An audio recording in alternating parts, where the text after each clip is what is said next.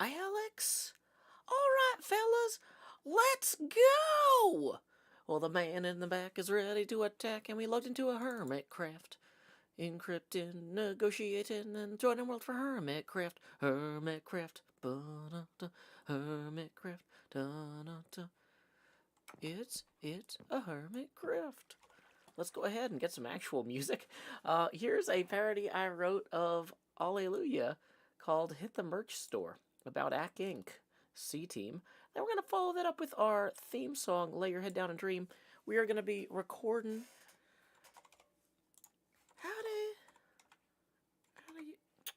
Howdy, Etho and Tango. We're also going to be greeting Etho and Tango.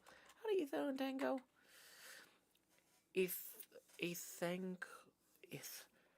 Hold on. Ethan.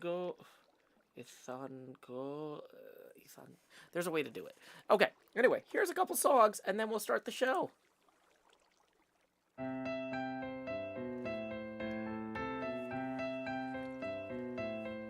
It's absurdity in RPG font. Tycho Brahe's behind creased cardboard, but you don't pull up chairs for humor, do you? You shouldn't miss this guy Cthulhu. He shakes a stone. There's Light Eldritch compelling you, the viewers, to hit the merch store. Hit the merch store.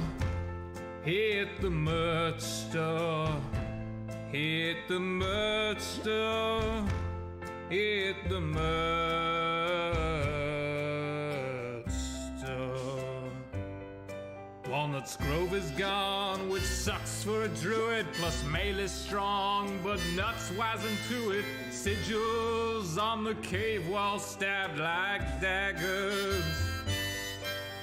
She took wolf form and she howled aloud. She bit at Cthulhu and she snapped her snout. And by her instincts led you to the merch store. Hit the merch store. Hit the merch store. Hit the merch store. Hit the merch store. Rosie, she's shopped there before. All her grandkids get gifts from this store. Little halflings with their kingpins playing footloose. I've seen them picnic beneath the stars, wearing their bright dark magic scarves. It's a one-stop shop for birthdays at the merch store. Hit the merch store. Hit the merch store. Hit the merch store. Hit the merch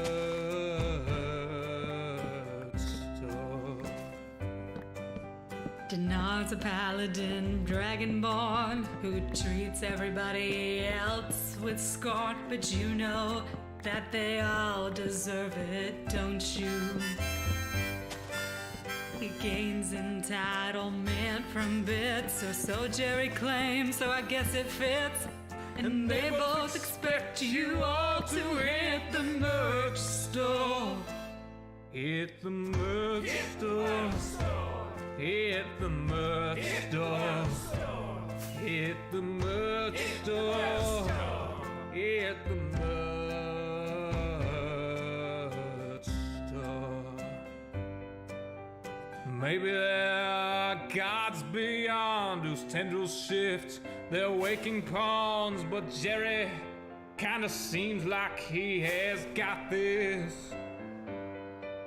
Except the times when the phones light up and ideas arise, then outright erupt, and Jerry's gone, volcanic cursed Rothfuss. What now, Rothfuss? Come on, Rothfuss. Ignore Rothfuss. Gosh darn Rothfuss. Dang it, Rothfuss. My game, Rothfuss. Go home, Rothfuss. Shut up, Rothfuss. Flippin' Rothfuss. Let's not not do this. Hit the merch store. Hit the merch store.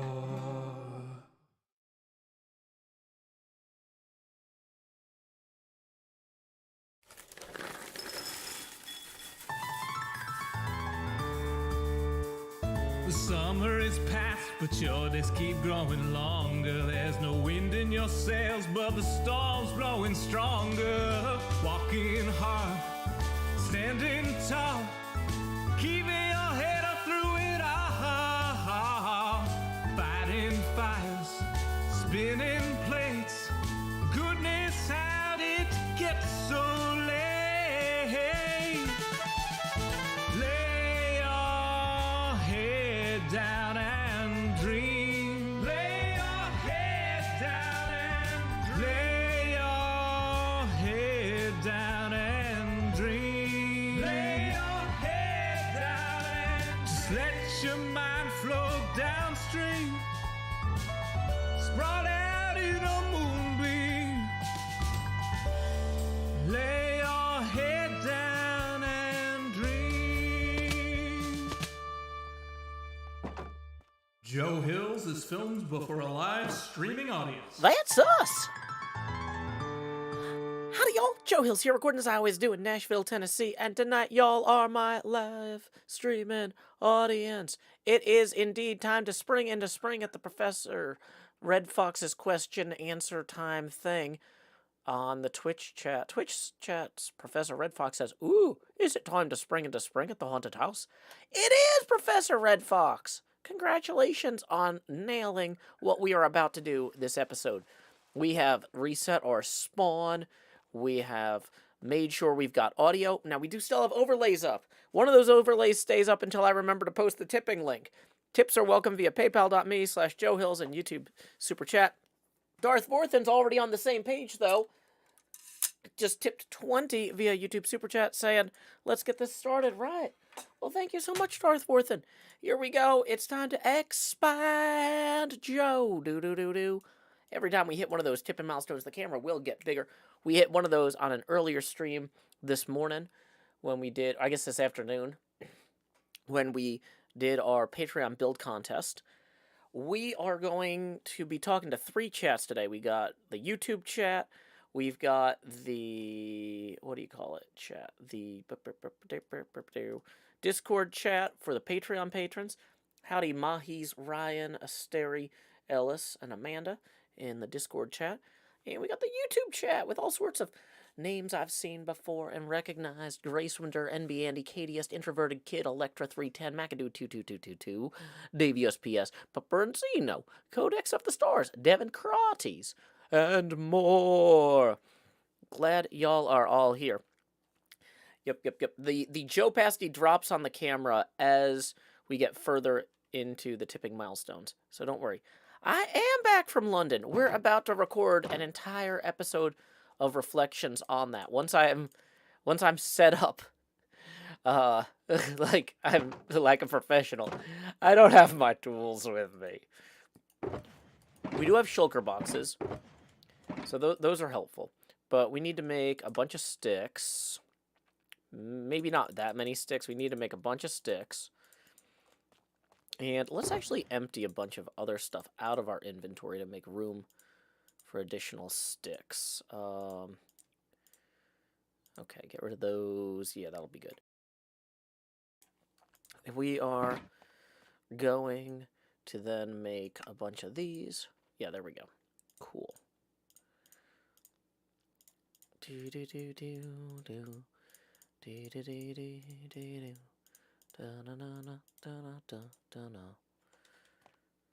Alrighty.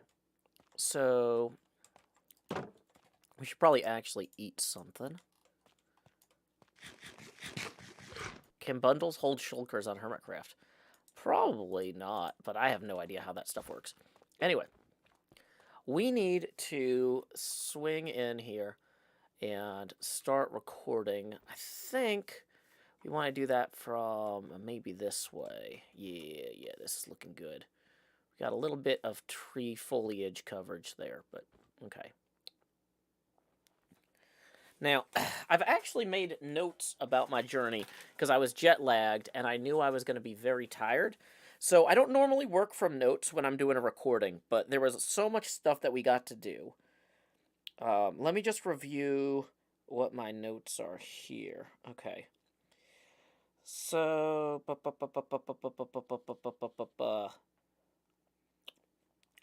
okay. So, I'm going to open with a greeting. Then I'm going to introduce the concept of what we're working on today. And then once I've explained everything, then I'll start actually shoveling some of the snow. Hey, Electra310 says, glad to see you back. Hope your trip was wonderful. It sure was, and I'm looking forward to talking about it imminently. Thank you very much, Electra310. That puts us now 15 away from the next Face Camera expansion. Just so you know, whoops, that's the YouTube link, not the PayPal link, dang it. PayPal link. Welcome, Tummy. Glad you could join us. Okay. Okay, I did meet up with Cleo. We'll talk about that in the Tuesday part of the episode. Okay. So, here we go. Calm. Soothing. Okay, we're going to switch to recording mode, no overlays. Gonna hit start recording. And because I have not done any work since I got back recording-wise, well, since I haven't done any real recording since I got back, we're gonna do kind of a test take just to make sure that, because when you restart Windows, it resets all your audio. So this is the test take. Test take for audio purposes. Woo! Gonna put that in the corner there so I know that. Okay. Oi! You lot! I'm Joe Ills, and I'm back from England. I have returned to Tennessee, and so has the warmth and color of spring. I'm sure that is no coincidence. You're welcome, Nashville. And so it is time we clear away the snow here surrounded our Elvira's House of Horrors, and perhaps start adding a pop of color. I had an absolutely brilliant time in England, thanks to my beautiful betrothed, who has visited me in America several times, taking 5 months out of her busy life to visit me in America out of the last 3 years. And, you know what? It was time that I spent time with her family and friends for a change. So, let's go ahead and... That's not exactly how it's going to go. We're just doing a test recording. And... let me check the test recording audio, because if it's a problem, boy, we want to know. And because I have not done any work since I got back recording-wise, well, since I haven't done any real recording since I got back, we're gonna do kind of a test take just to make sure that, because when you restart Windows, it resets all your audio. So this is the test take. Test take for audio purposes. Woo! Gonna put that in the corner there so I know that. Okay. Oi! You lot! I'm Joe Ills, and I'm back from England. I have returned to Tennessee, and so has the warmth and color of spring. I'm sure that is no coincidence. You're welcome, Nashville. And so it is time we clear away the snow here surrounded our Elvira's House of Horrors, and perhaps start adding a pop of color. I had an absolutely brilliant time in England, thanks to my beautiful betrothed, who has visited me in America several times, taking 5 months out of her busy life to visit me in America out of the last 3 years. And, you know what? It was time that I spent time with her family and friends for a change. Okay, I think the yeah, I think that sounds good. I didn't detect any major problems there. So, okay, so we have a test recording. So I'm gonna label that file so I know that was test HC9-058 intro. Okay, so clear my throat. We're gonna remove the overlays.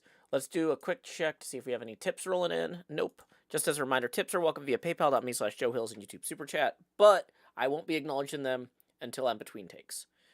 So I'm going to record the intro, then we'll start shoveling. Alrighty, okay. Welcome to everybody who just came in. Mike Deadman, Razor Randon, glad y'all could join us today. Okay, welcome NJ, popping in as well, and Kingu. Kingu says it sounded slightly better than the live take, strangely. I'm not... That might have to do with the way the levels are piped in, but yeah. Mahi says you kind of slipped into your New Jersey ant voice a bit. I don't think I did. I just listened to it, and I didn't hear that, but... Okay. The audio levels might be slightly higher on the playback, yeah, because of how that comes through. Okay. So, we are going to switch to recording mode. All the overlays are gone. We're going to remove that. We're going to take the helmet off for right now, and the leggings. Okay. So, let's go ahead, and we are going to hit start recording.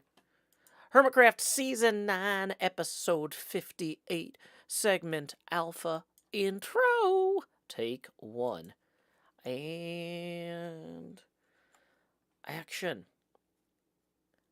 How do y'all? Oh wait, no, take 2. I screwed that up already. It's instinct. It's instinct. It's instinct. Okay, it's instinct. Oi, you lot! I'm Joe Hills, and I'm back from London, isn't it? I am indeed returned to beautiful Tennessee. And here in Tennessee, there is warmth and spring, and I've completely messed this up. I had it better the first time.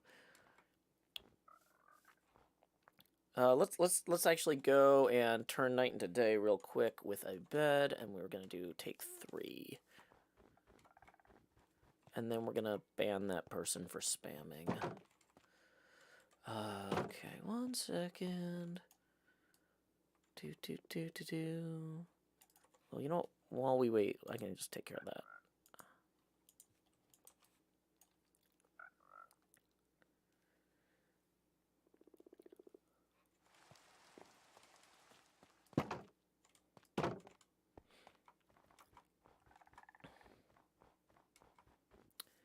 Hey, welcome, Half of the Gibson. Glad you could join us.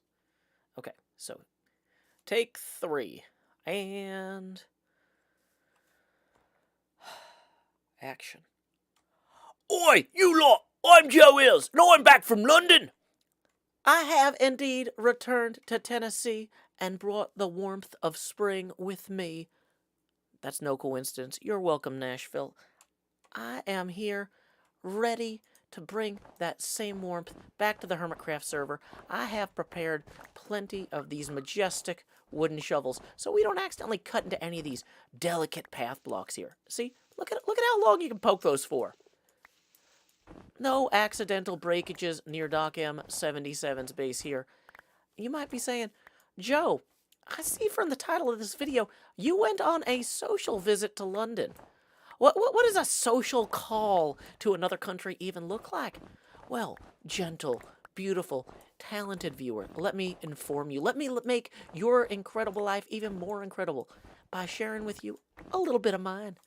I have been so incredibly fortunate that my beautiful betrothed, a.k.a. Badger Spanner, a.k.a. Lauren, has been able to visit me here in America for 5 months out of the last 3 years. And it was about time that I repay that courtesy. It was time for me to meet my beautiful betrothed's family and friends and spend time with them. Because, you know, why should my family and friends get to have all the fun, right? So, I have a beautiful betrothed. I'm just going to keep stacking those words together. I have a tale of travel without travail. This is not going to be a stressful episode. Y'all, if some of you are like, international travel, that sounds terrifying. I don't know if I can, my heart can't stand to listen to Joe Hills recount his airport experiences. This is going to be too much. Don't worry. There is no terrible twist ending here, folks. This was actually probably the most relaxing 4 or 5 days out of the last several years of my life. And I'm just happy to share a little bit of it with you. So let's go ahead and continue removing this snow here. Maybe we'll add a pop of color if we have time up to these trees. And yeah, let's jump right in.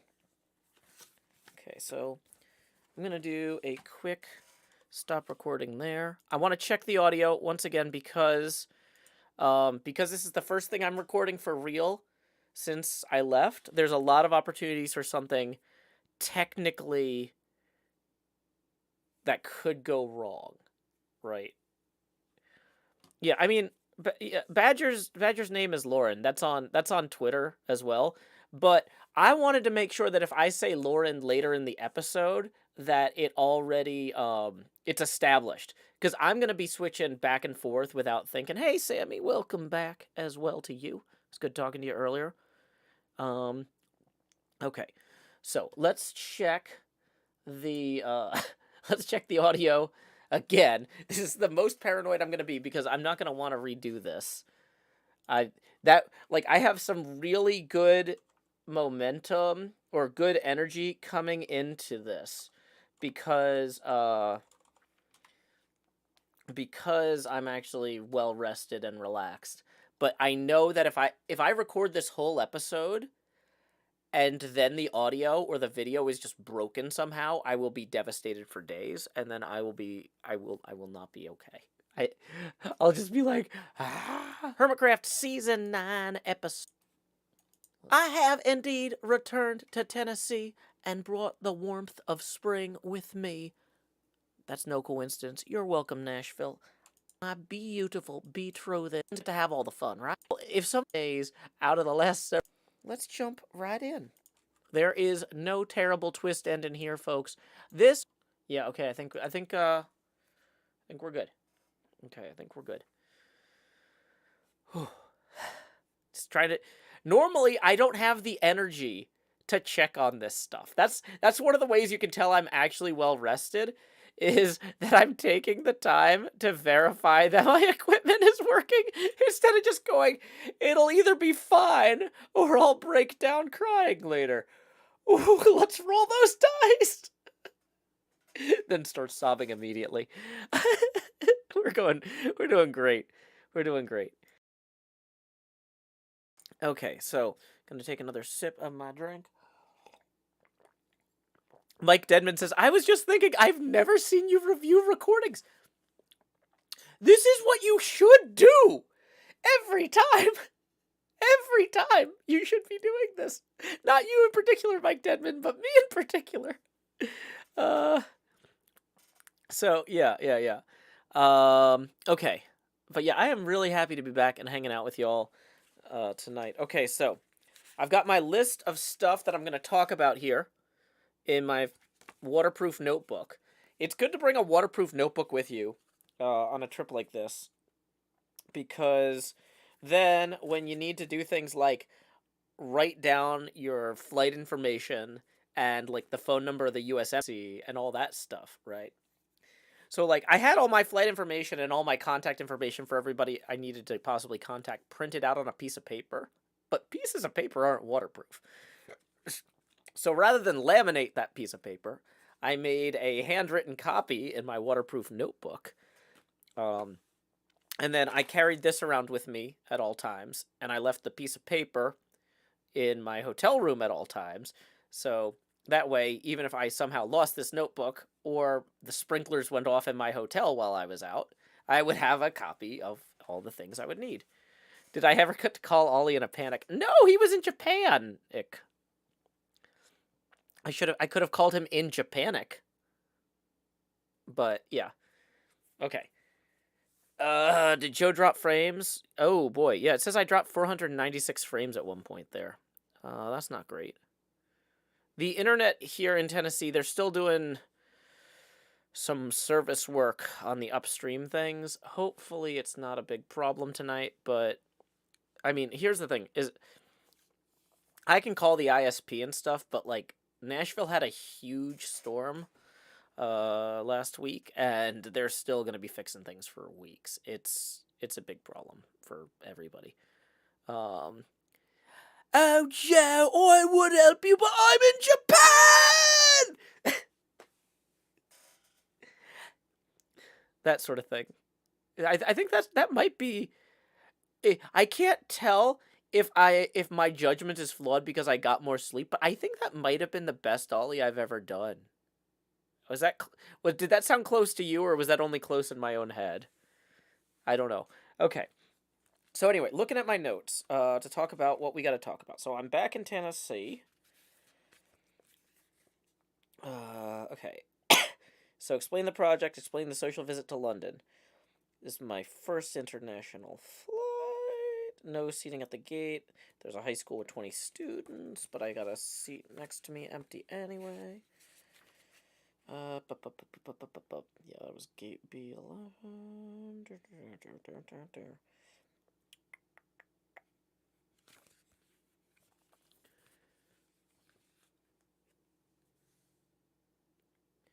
Yeah, Lakshmi13 says, I think the universe was telling us that having the two of them in the same country would have been too much. Katia says, I think it might have just been the volume, but to me it seemed like a good Ollie impression. Oh, well, there we go. Okay, so we're gonna go ahead and lay our heads down and dream before we start the second part of this recording here.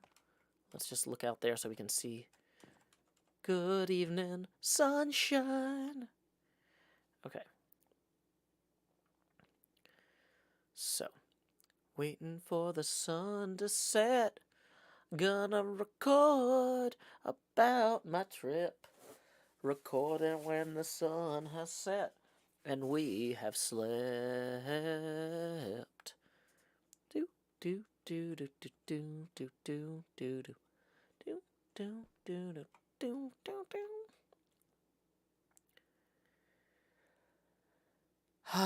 Oh yeah, we should probably let's offload the snow we've picked up already. Yeah, let's offload these and offload those. And let's re-eat. Okay.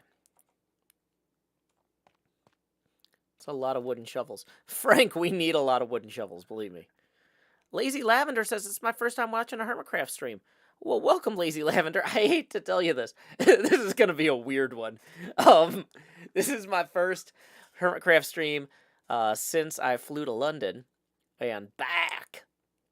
And so we are going to be talking about my trip. We are going to be recording. You might notice that I'm down here in the lower left. Just so you know, Lazy Lavender, the face camera gets bigger every time we hit a tipping milestone. We are currently $15 away from that next face camera expansion milestone, and tips are welcome via paypal.me/JoeHills and YouTube Super Chat. When I turn the camera off, like so, that's because we're about to start recording, and then I'll stop breathing the chat. And I instead of saying, hi, Xander Morningstar, thank you for joining us, I'm going to instead say things like, HermitCraft, Season 9, Episode 58, Segment Bravo, Take 1. And... action.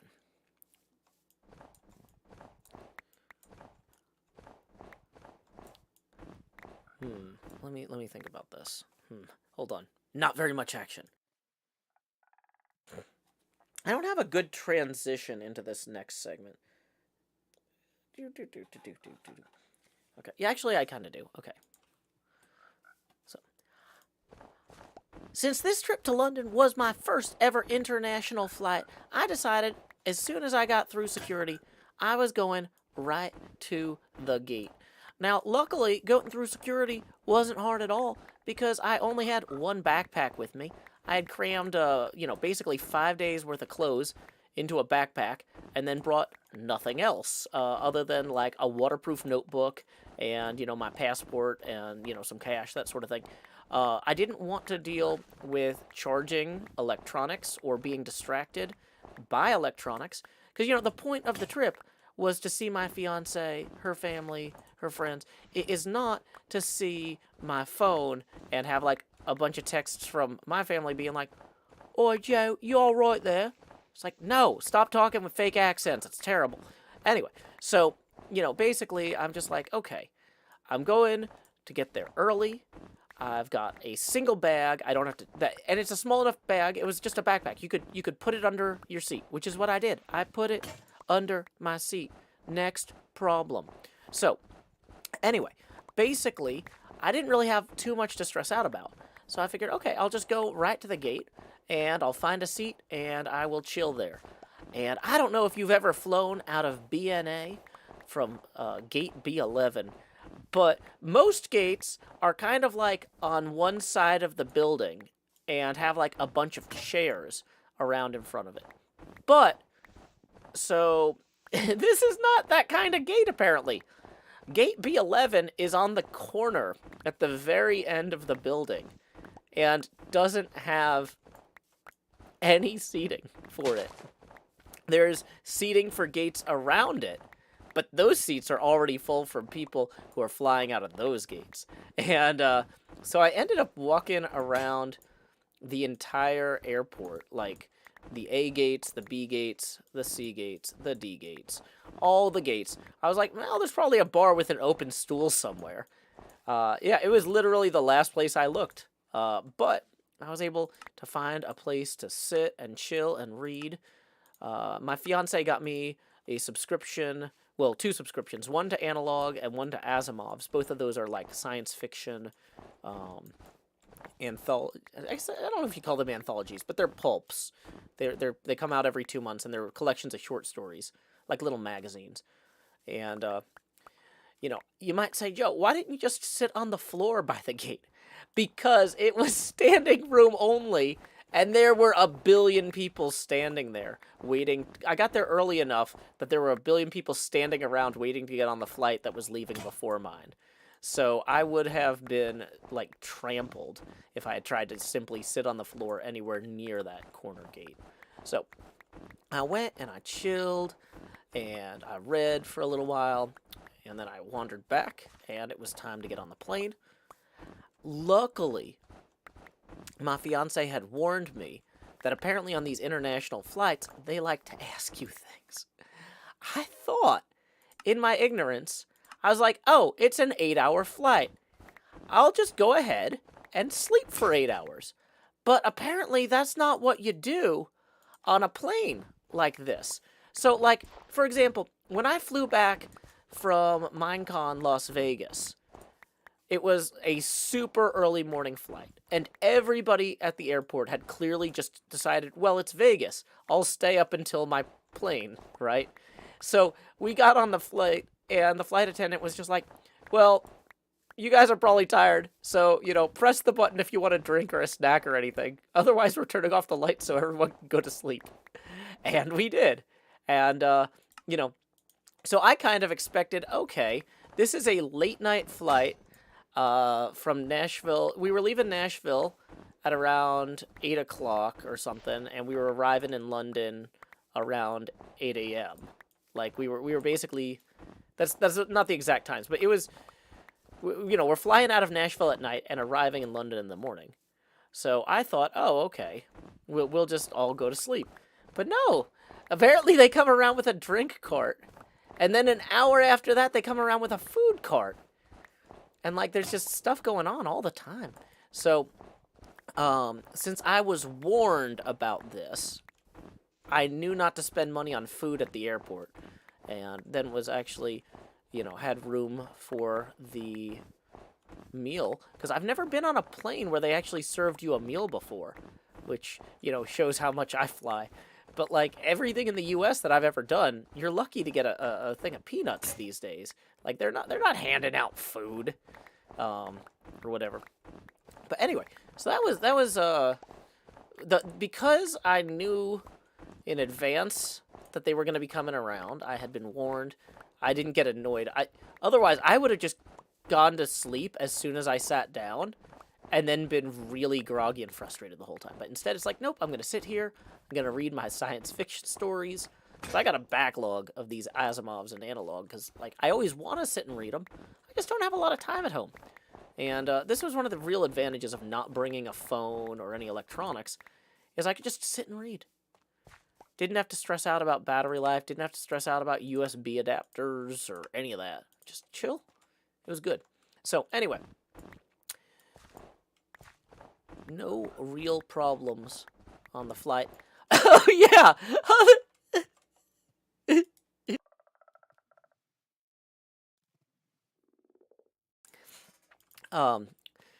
Yeah, I definitely peaked there.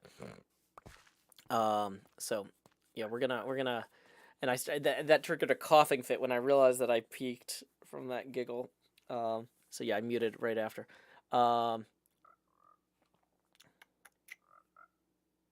So let's go ahead and bring it back in. Yeah, the only real problem with the flight was that it was kind of expensive because it's spring break here in Tennessee, and there's a lot of school groups going on international trips or families traveling over spring break. For example, there was a group of 20 high school students that were sitting all around me. Fortunately, they weren't in the seat right next to me, but, you know, I was a little bit dubious when I realized the situation upon boarding the plane. The only time that they were really being too loud, though, was during the landing. The guy behind me kept saying things to the guy in front of me. He was like, "Hey, Miles, Miles, Miles, you see that? That's the London Eye. Miles, Miles, Miles, you see that? That's Hyde Park." And I'm just like, you know, I'm excited too because of the way that we had to circle for a while before we could land with the winds or whatever. We actually got to fly like directly over London. We had an amazing view, and I was really excited too. But I was kind of like, this guy is listing every single thing that we're flying over at his friend from directly behind me to directly in front of me. There's got to be some subtle way that I could jump in here. I know the guy's name, and so like if I just jump in with Miles, Miles, Miles, there's blah blah blah. But I'm really tired because I only slept for like 4 hours on the plane because they wake you up to serve you breakfast too, which was actually pretty good. I'm not complaining about the breakfast, but like, so I'm sitting there and I'm just like, there's got to be something funny I could say to shut these high schoolers up. And then from the seat in front of this Miles kid, all of a sudden, this toddler starts yelling, "Mommy, Mommy, Mommy, there's the Earth!" And I'm just like, okay, that was pretty good, kid. And then the kid keeps doing it. And so the guy who was yelling at Miles is just done at that point because he can't be heard over the child in front of Miles yelling, "Mommy, Mommy, Mommy, Mommy, there's the Earth! Mommy, Mommy, Mommy, Mommy, Mommy, there's the Earth." And it's just like, yes, thank you. Thank you, small child on this plane. Some people get annoyed by small children on planes. That kid was the best. So, anyway, I'm going to lay my head down and dream and keep working on this, and then I'll tell you about what happened after I landed. Okay, we're going to stop the recording there. Okay, we got another tip rolling in. Let's roll back to the camera real quick. Thank you to Geek of Many Topics for the 5, who says, "Glad you had a good trip." Thank you, Geek of Many Topics. I am too. I was a little bit worried about this because I've never traveled internationally before on my own. When I was 5, I went to Quebec with my family in a car. So this is very different than that. But as I was telling folks earlier here, this was like the least stressful 5 or 6 days because like I flew out on Sunday and I flew back on Friday.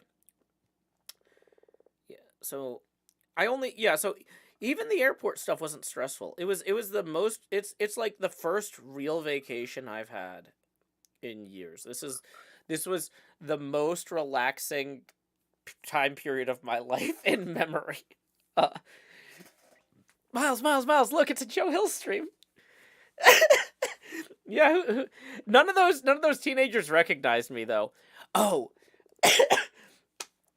They were so impressed though on the plane when I ordered whiskey and I didn't get carded. They were like, "Oh, look, the plane people aren't carding anyone." And like, but like the plane person was right there. Like I ordered the whiskey and I'm handed the whiskey, and while the stewardess is still standing there, they're loudly like, "They're not carding anybody. We can order whatever we want." And I'm like, "Well, you maybe could have if you hadn't acted up, but now you done made fools of yourselves, and they're gonna remember to ask you for identification." So, anyway, no, none of the high school kids recognized me, but oh boy.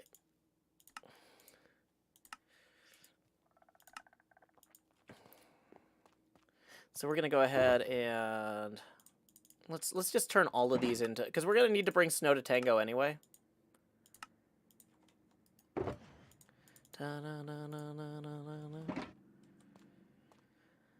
Okay, we're actually out of shovels, shockingly, of all the things to run out of here.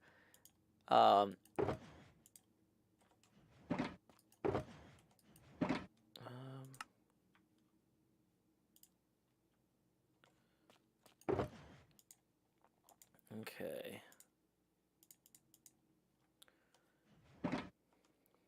And let's get the food in our hotbar. Gonna eat that. Okay. Meg Song says, "You look so happy, Joe." I'm really happy. I am very excited to I'm very excited to be back. Believe me, I would have loved to stay longer, but you know, I'm here and I'm getting to do one of my favorite things, at least. That's my streaming is my consolation for having to not be there, basically. So I'm just gonna enjoy it. Okay. So let me review my notes about after I landed before I start going into this, because I want to do as few cuts as possible inside the actual storytelling. I'm trying to do this coherently because one thing I don't want, one thing that will kill my energy is having a really difficult editing project. And for that reason, let's go ahead. Here's another thing that I should have been doing this whole time that y'all are going to be like, "Wow, Joe never does this on stream." I should be renaming the files as I go. HC9-058-raw B-airport. Actually, let's call that BNA and flight. And we're going to quickly check the audio from that. Things like from Minecon Las Vegas. It was a super early morning flights or any of that. Just chill situation upon boarding the plane. Okay. Yeah. So it sounds like we're good. Okay. Devin Christ says, "I had no idea you weren't doing that." Sammy says, "Who are you? What have you done to Joe Hills?" Oh, yeah. No. Okay. Let's see, there's some chatter in one of the HermitCraft groups. Let me see what's going on here. Okay, cool. I just wanted to make sure nobody was like... Sometimes people will post messages in Discord like, "Hey, I didn't want to say something in-game during the stream, but I'm working on something in Spawn Town. Please don't go upriver." Or, you know what I mean? So I just need to check on that stuff. Nothing like that. Okay, so here we go. Let's clear my throat, kill the face camera. Just as a reminder, we are $10 away from our next face camera expansion milestone. And tips are welcome via paypal.me/JoeHills.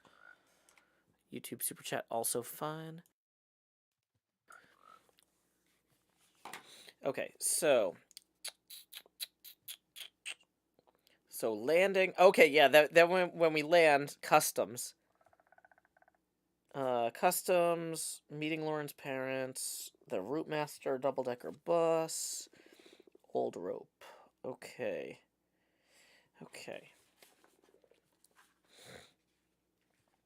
So I'm gonna put this down to pin my notes into place. And how are we on sun? We're good. Okay. So, face camera off. Click start recording. HermitCraft, Season 9, Episode 58, Segment Charlie. Monday, Take 1. And action.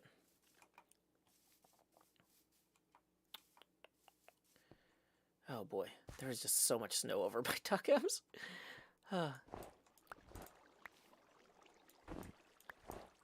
Okay, I was getting some weird audio stuff there, but I think that's...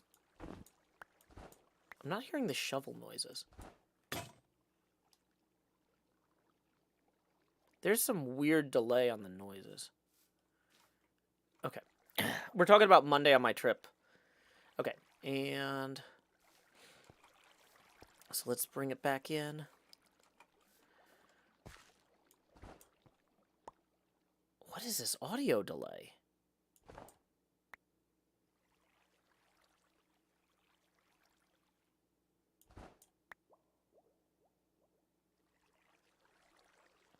We had this happen before once, where the audio was running behind for me, but it was on time for y'all.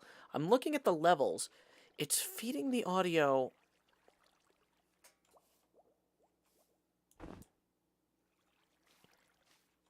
Yeah, okay. So the peaks... Yeah, there's no delay for Twitch. Okay, what was it that... How did we fix that? Did we resynchronize?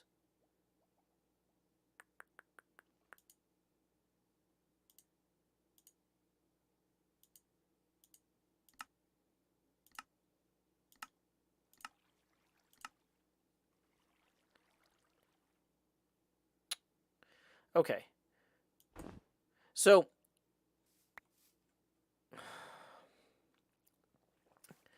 Was the Elgato routing, maybe?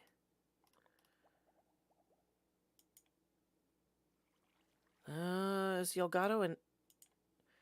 Let's deactivate the Elgato. Okay.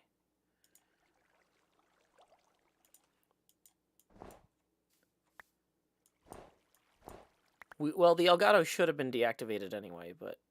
No, it's in sync in the recording, but it's going through my headphones late. It's on delay in my headphones. And I'm watching the peaks on OBS. Like, when it does the, when I break the block, the, like, sound bars go up in OBS. But then I hear the sound, like, 4 seconds later. So, I'm gonna stop recording. We're gonna do a new take.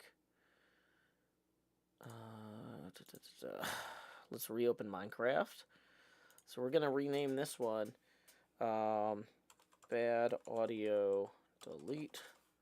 I don't like deleting things in the middle of a project, even if I'm pretty sure it's bad, just in case we need that for some reason.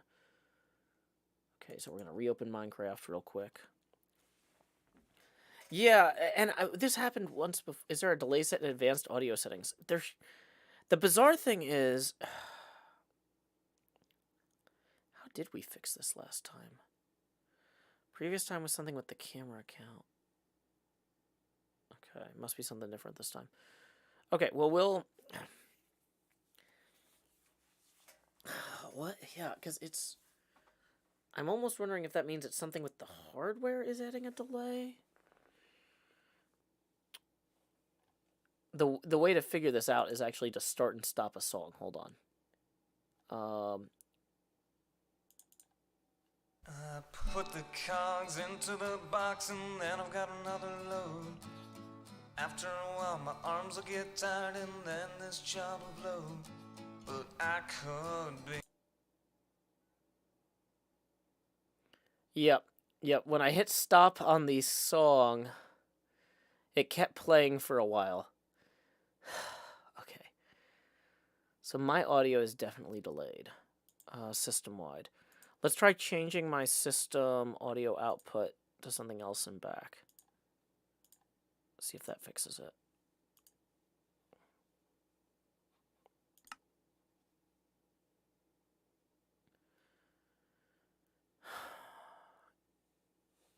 If I'm hearing it late, could it be the monitor setting? There, so I'm not using OBS's monitor right now. So that makes me wonder if there's something wrong with the monitor set. Is there a monitor setting in the box thing here? Sound panel mixing routing. Output routing. Hardware inputs, input settings. Okay. Retain 48 volts, sample rate, clock source. Oh, wait, maybe the sample rates are different between... Okay, 48 kilohertz in 48 kilohertz in OBS, 48 kilohertz in this. Oh,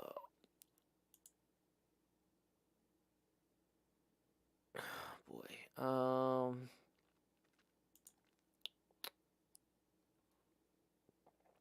Okay, here's what we're gonna do. We are going to close that. Let's let's switch this over and put up setting up stream now, because since something is wrong, we don't want... Mahi says, I think it was a thing in OBS. Well...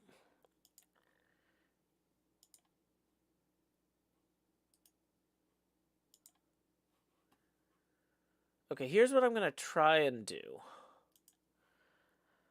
Oh, this is probably a mistake. I'm going to try turning off and turning on the audio system. Like the physical box. You know what? I'm gonna mute this in OBS before I do that, because it's probably gonna make a really loud spike when I do. So I'm gonna...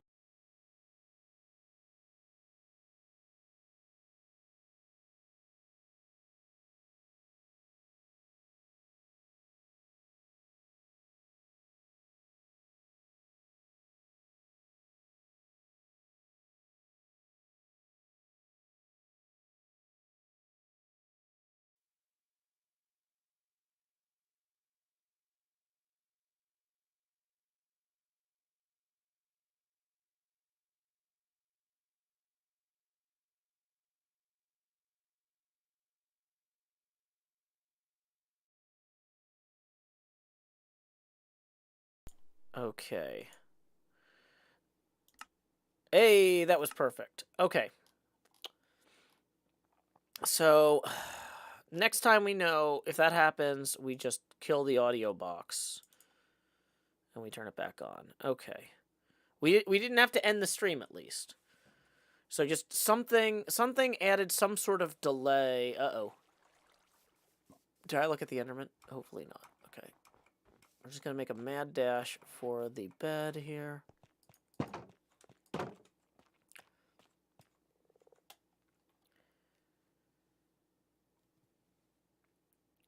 Okay. Lizzie, we're actually talking about what London is like.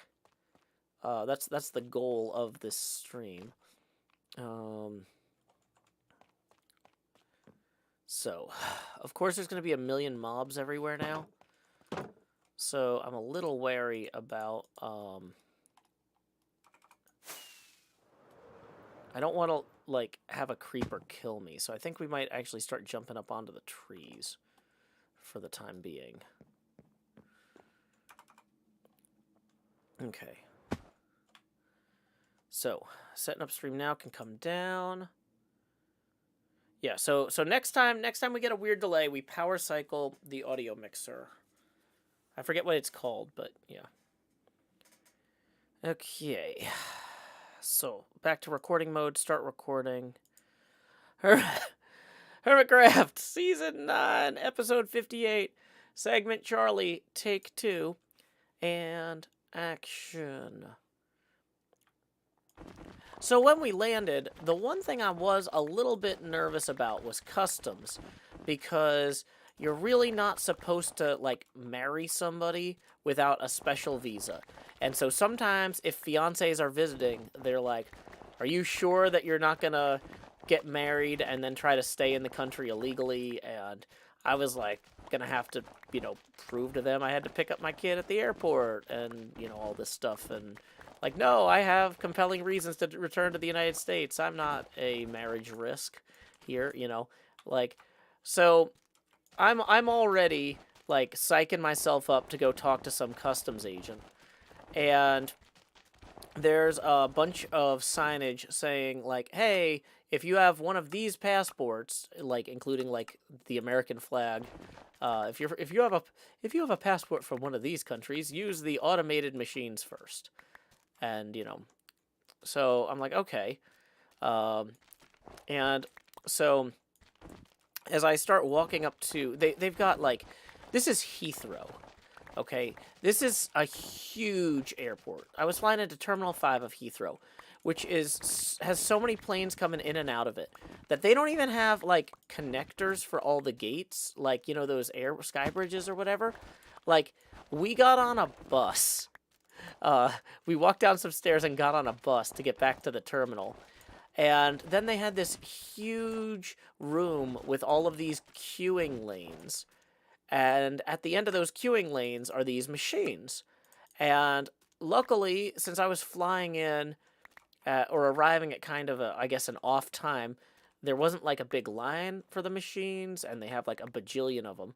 So, okay, cool. I'm like, this is easy. I'll just walk up to this machine and follow the instructions.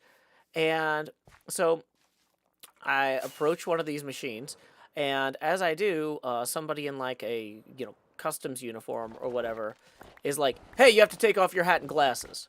Except they were like more British about it. Like, oi, you have to take off your hat and glasses. I'm like, okay, And then I'm like, now what? And they're like, follow the instructions on the screen.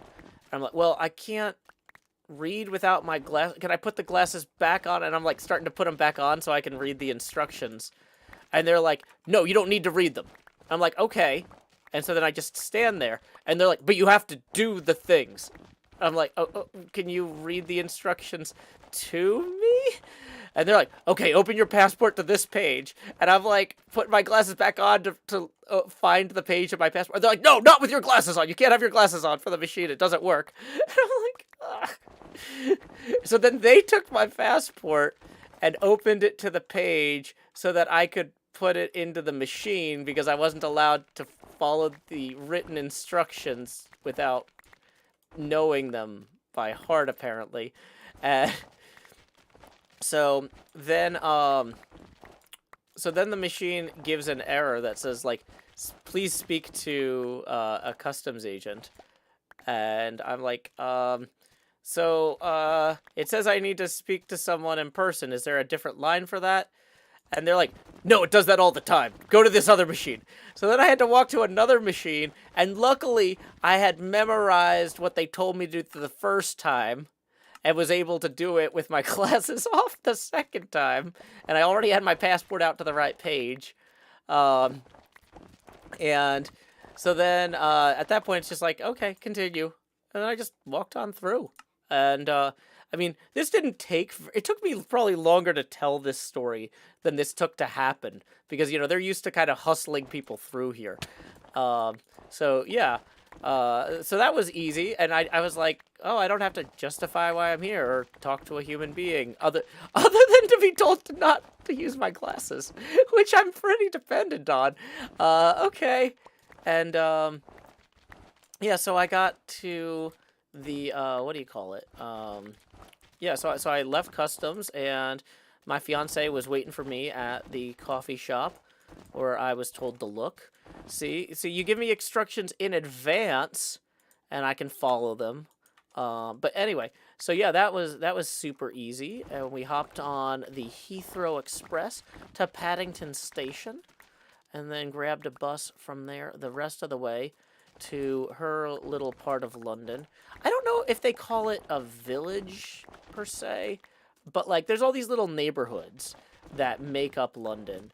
And kind of the objective of this trip was not to do all the touristy stuff, but to just hang out in her village, you know, meet some people that, you know, just you know, kind of like, you know, see where my fiance grew up. It's not like, you know, just because I happen to be engaged to somebody who was born in a major city doesn't mean that they have like a lot of memories about the tourist attractions downtown.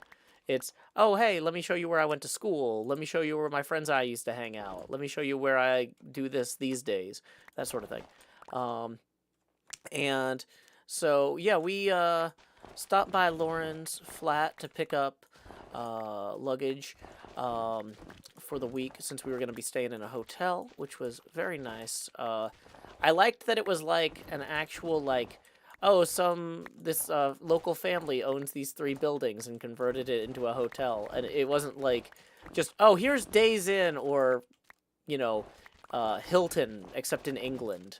You know, it's like, here are these random rooms that have been converted to hotel rooms, and it's just like, oh, this is cool.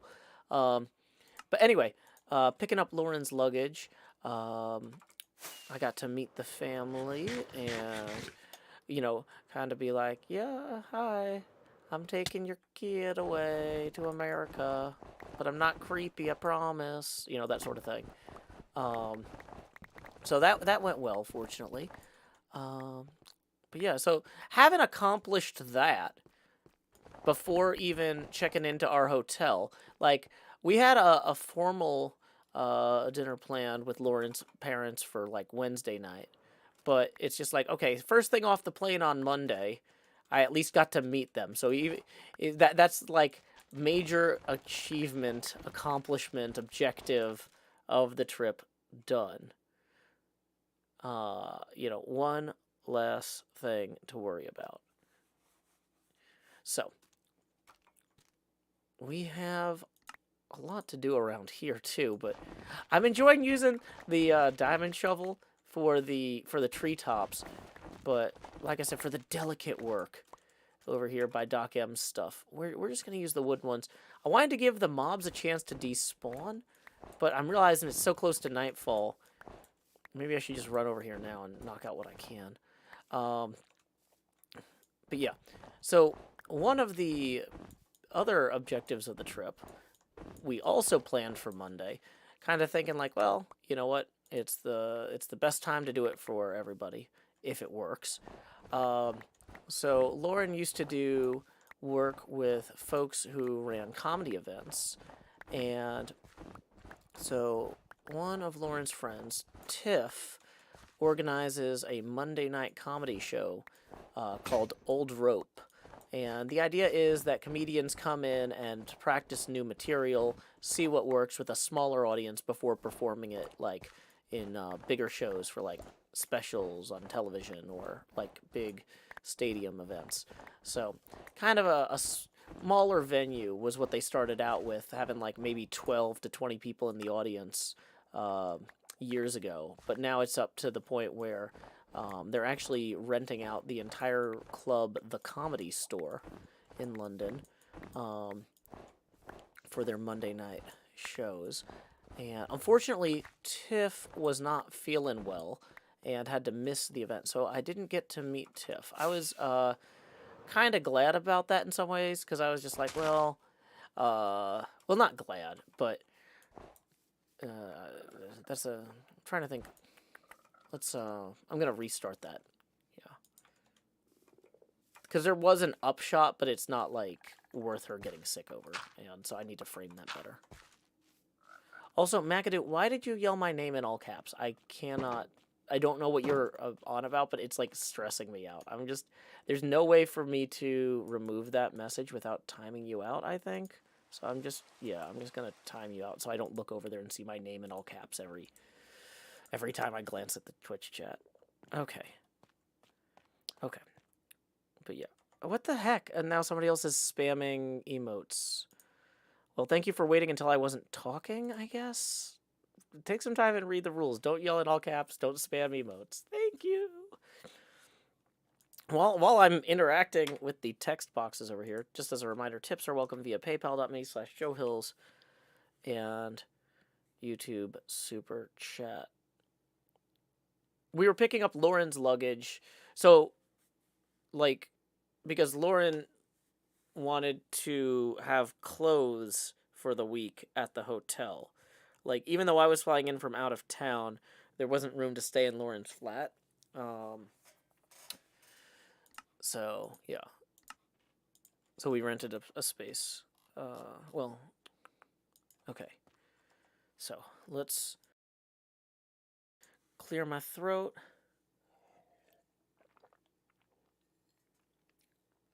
Okay, so I think we're ready to go. Okay. So, okay.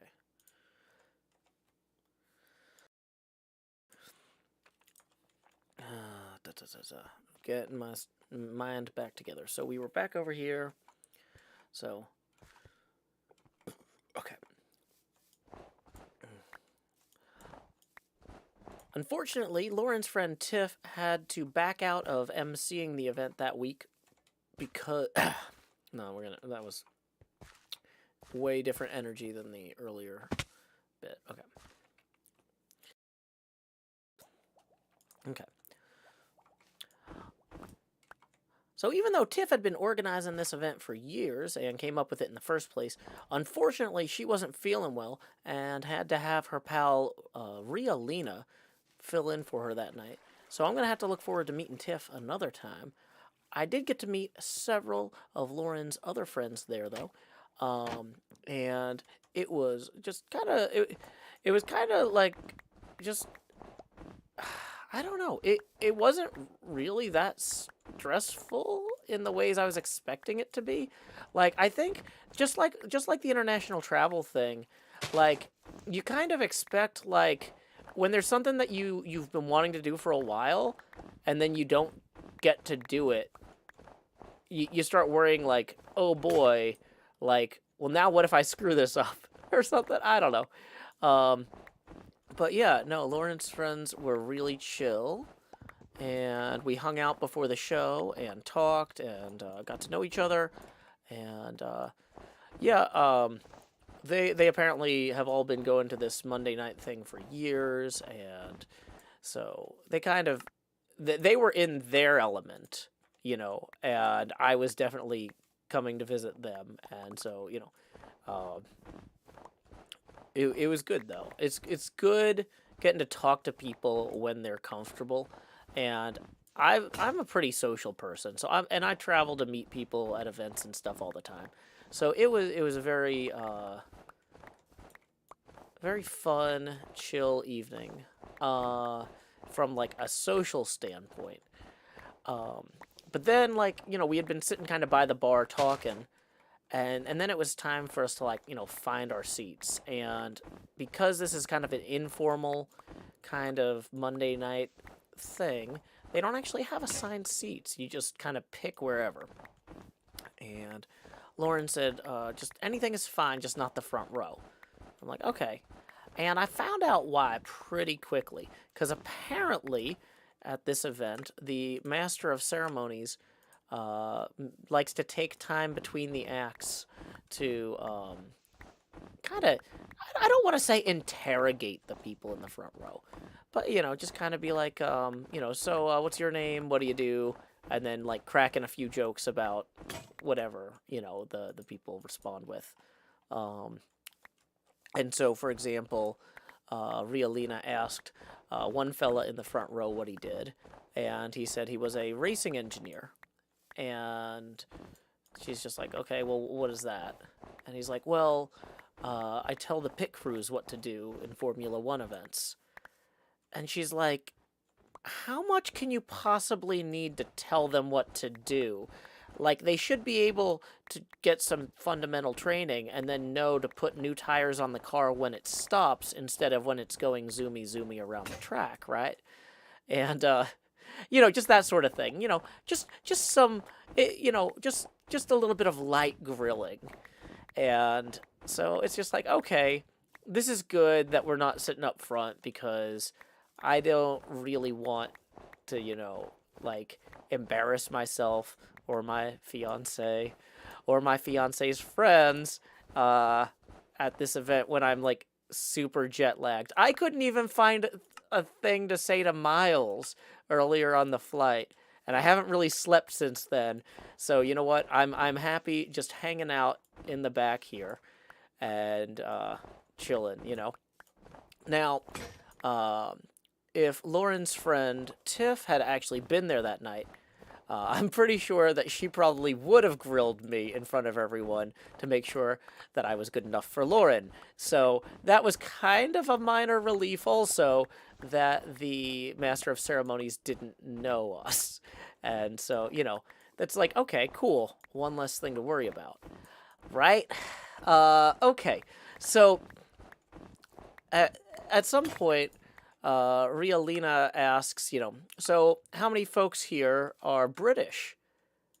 And like the audience is just silent. And this is a few acts in, and so like as Master of Ceremony, Rialina has been talking to all sorts of people about who they are, where they're from, what they do, that sort of thing. And now it's moving beyond the front row. She's asking the entire audience a question that seems like a pretty straightforward question to ask in London on a Monday night, right? Anyone here British? But she followed it up by saying, well, I know that we're not supposed to be proud of that. Has anyone lived here for a long time, like their entire lives? And, there's a few, like, type of noises. And it's like, I'm looking around the room. The room is clearly full of British people.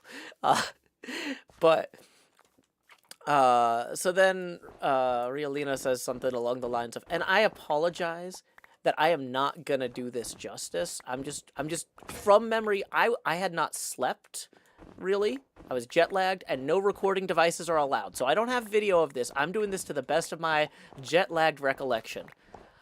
But then, anyway, Rialina says something along the lines of, is there anyone here from out of town? And there's a few woos, including one from me.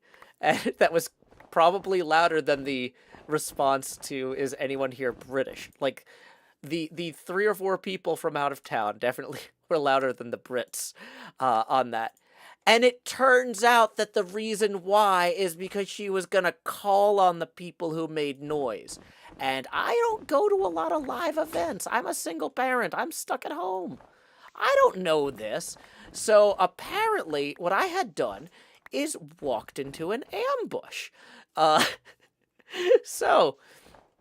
Rialina, since walks over toward me because I was the nearest of the out-of-town people, and she goes, I'm not going to be able to do her accent, but she like looks right at me and says, hello, and I reply, howdy, and she says something like, well, that was the answer to my first question, and so she starts asking me a few questions about where I'm from and I forget exactly what, because like I said, I was jet lagged and exhausted, but apparently I answered a few questions about geography of Nashville in relation to London and something, but she was just like, wow, an intelligent American who knows geography. It's amazing what you can find here at Old Rope on Monday night, like something, like wow, what a treat for everybody. And so then she follows it up with, so Joe, what do you do? And I'm like, I play it was, so Joe, what do you do for a living? And I said, I play video games. And she just looks at turns to the rest of the audience and goes, I knew he was too good to be true. Well, not in the accent. Dang it, I can't. I apologize to anybody who knows Rialina. Nothing but respect from me, but I cannot do this voice. But yeah, so it's just like, okay, yep, here we go. So she turns to the audience and says, I knew he was too good to be true. You play video games. And so from there, things kind of got a little bit off the rails. And eventually, the next comedian comes out, and his name is Ed Gamble, and he's very good comedian. But he opens his act with, and like, I apologize to Ed Gamble that once again this is kind of from memory and I was jet lagged. I'm not gonna have a good recollection of it, but it was something along the lines of, so, as master of ceremonies, Riolina has two jobs: to make sure she talks long enough for people to go to the bathroom, and to introduce me when they're done.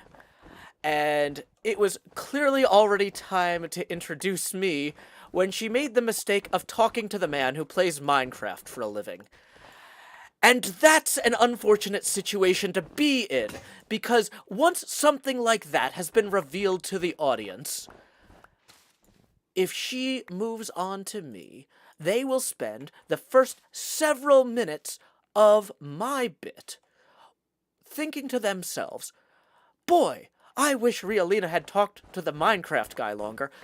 I don't understand anything about how that works. I want to hear more.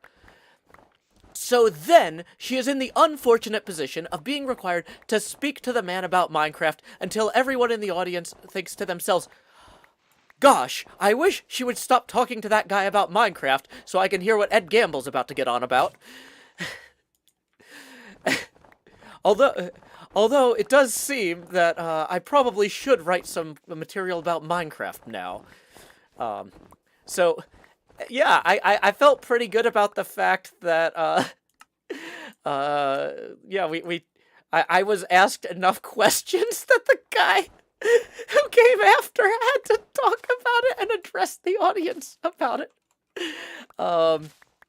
So that was fantastic. But yeah, and it was one of those things where, like, you know, I was like, I felt I wasn't too nervous. I was like, I can probably hold my own here. I just need to not say anything stupid because I'm tired. And I'm really tired. So, however, when we were leaving, Lauren's, one of Lauren's friends who, was actually just working, on completing a degree focused on comedy writing, said to me, like, he was really impressed with how, I don't want to use his exact words because I don't remember them. Sorry, I can't remember. I'm like, I don't remember the wording exactly, but it was very complimentary, and like, that felt good. I was like, okay, so this guy comes to all these comedy events and he knows what to expect, and he was impressed by how I did when the MC asked me about my job. And so, that was good. My fiance was not disappointed either, and was also very complimentary. But anyway, so when the show is wrapping, or when the show is wrapped up, one of the people in the audience comes up to me. He's like, so, Joe Hills, or, so you're Joe, anyway, I'm gonna, let me think about how I want to do this next bit. Hold on.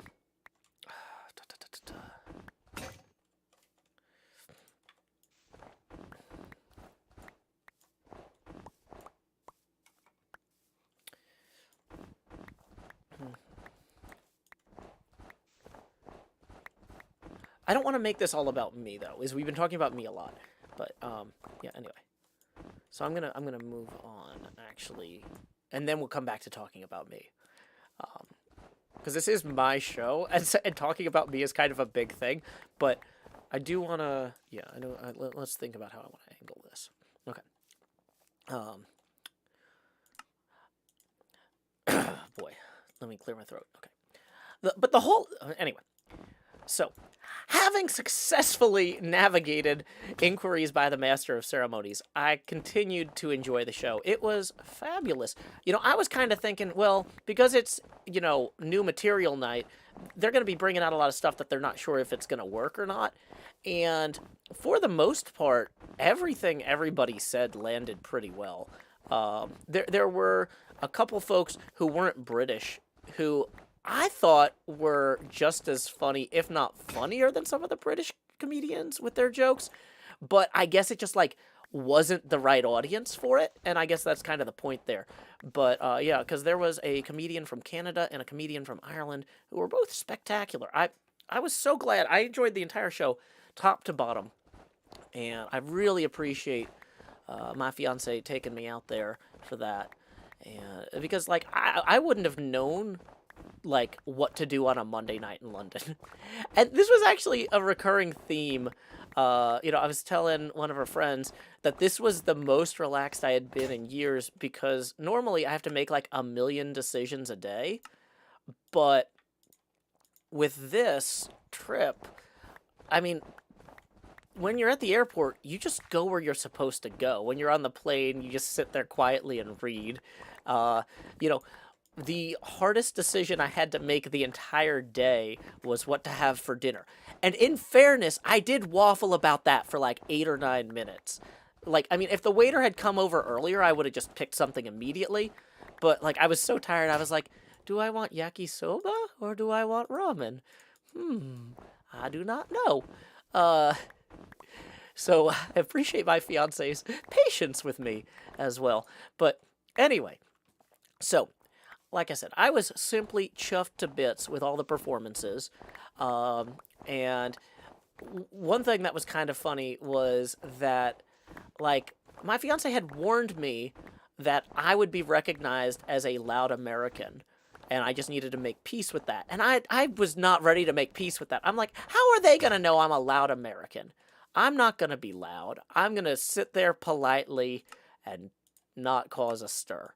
And it turns out that apparently when the Master of Ceremonies asks you questions, you're not supposed to project so the whole room can hear you.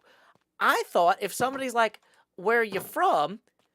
And you respond, Nashville, Tennessee. You respond loud enough that everyone can hear you. But it's actually the role of the Master of Ceremonies when doing these inquiries to repeat back into the microphone for everyone what has been said. Because no, well-meaning British person would speak that loudly for the whole comedy store, So anyway, so Rialina went on a few segments later to call on this other bloke, if you will, sitting on the other side of the club, and she says, what's your name? He says his name. She repeats it into the microphone, and what do you do? I think it might have been Ryan or something. So, and what do you do, Ryan? I'm an environmental engineer. And she goes, do you hear that, Joe? And I said, yeah, environmental engineer. And she's like, no, Joe, did you hear how he didn't shout when he responded? And I was like, environmental engineer. And she goes, much better. And so, I made a bunch of pickaxes. Let's go make some shovels. Anyway, so my fiance did correctly assess that I would be called out for being loud, which, you know what? Maybe this is one of those important things to learn before you get married, is to just accept that the other person is going to be right sometimes, whether you can believe it or not. But it's fine. But yeah, that actually got a pretty big laugh, the stage whisper on environmental engineer, which really shows it doesn't matter if what you're saying, is technically funny, as long as you deliver it comedically. So I was very happy to do that. In fact, one of Lauren's friends actually he's just wrapped up work on a master's in writing focused on comedy, and he actually said after the show that he was really impressed by how I handled the questions, and that I got some big laughs. And I was like, well, I wasn't there to do that, but yeah, I'm happy too. I'm just glad I didn't screw it up. But yeah, speaking of the end of the show, at the end of the show, this guy comes up and is like, "Are you Joe Hill?" Or sorry, oh, dang it, we got night falling anyway. Darby says, "Joe, you do have a bit of a projecting voice." Well, they didn't hand me a microphone. I thought if I'm being asked a question without a microphone, the polite thing to do is to speak loudly enough for everybody.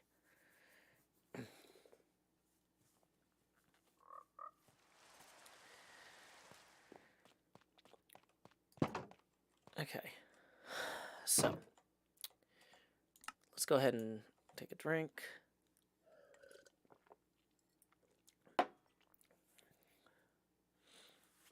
Okay. So, do we actually get all the snow over here first? This is the most important area to clear. Okay, no, we didn't. So anyway, at the end of the show, this guy comes up and says, "Your name is Joe, and you play Minecraft in Nashville. You wouldn't happen to be Joe Hills, would you?" And I was like, "Oh, yeah, I am. You want to get a selfie or something?" And so, yeah, we took a photograph, and one of Lauren's friends was like, "Does that happen often?" And Lauren's like, "It happens enough." And so, I'm like thinking to myself, "Wow, that's pretty cool. I'm world famous now. So where are you from?" And the guy goes, "I'm from New Jersey." And I'm like, "Oh, okay. So I'm still America famous. That's fine. That's fine." I go back to my fiance and I'm like, "Yeah, well, the guy who recognized me is apparently from New Jersey. So, make of that what you will." But then this other lady comes up to me, and she's her name was Hannah, and I know this because she was asked a bunch of questions too, because she had been sitting in front, and I was thinking like, oh, maybe she's coming over to commiserate about being called on by the host, and she says, "I don't know anything about Minecraft, but my kids are bunkers for it. Could I get a picture with you so I can show them that I met you?" I'm like, "Yeah, sure." So I actually got 2 pictures with people. One of them didn't know who I was, and one of them wasn't from England. But, I figured between the 2, I'm probably doing pretty all right, I'll take it. So, and once again, this was like, I got off the airplane, and the first thing that I really saw besides my fiance's parents was the inside of a comedy club.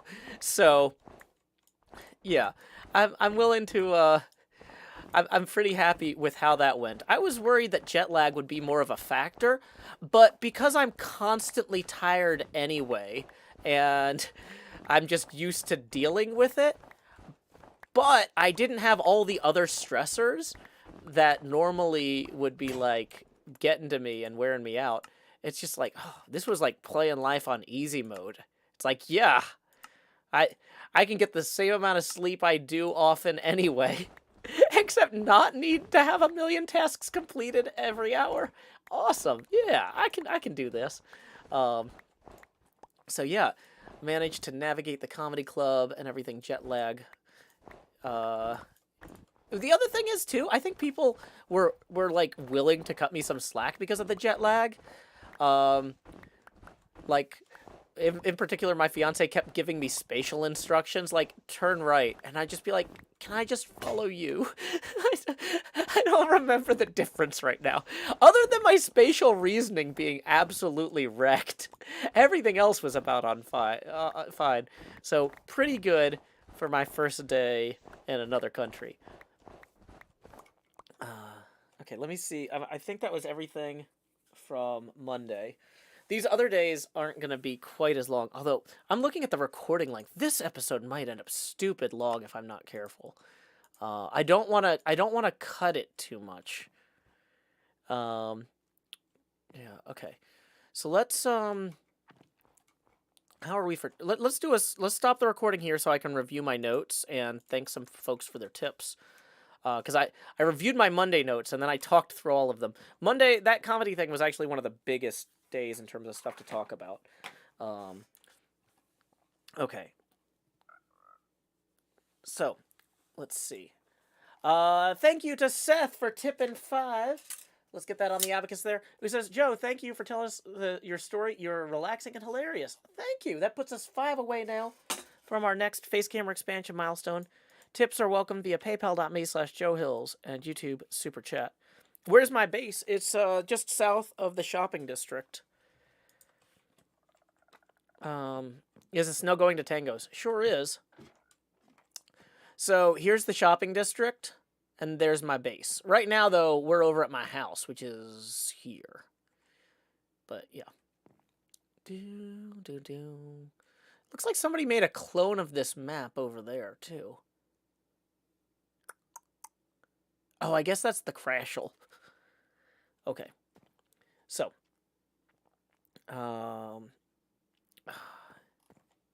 Yeah, let's,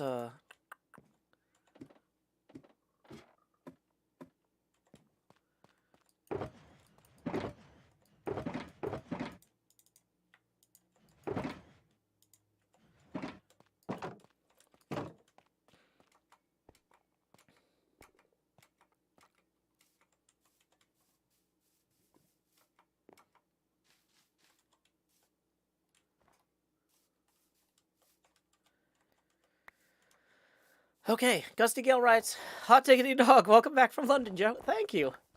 Glad to be back.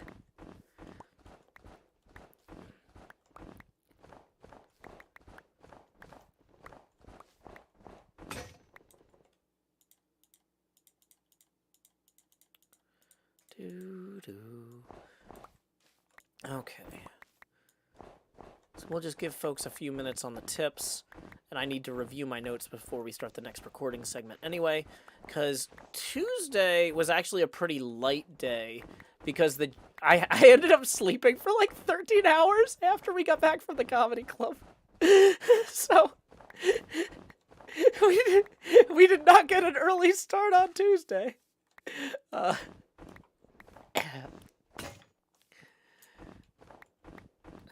Jackie Ann tips 2 and says, oh, you did?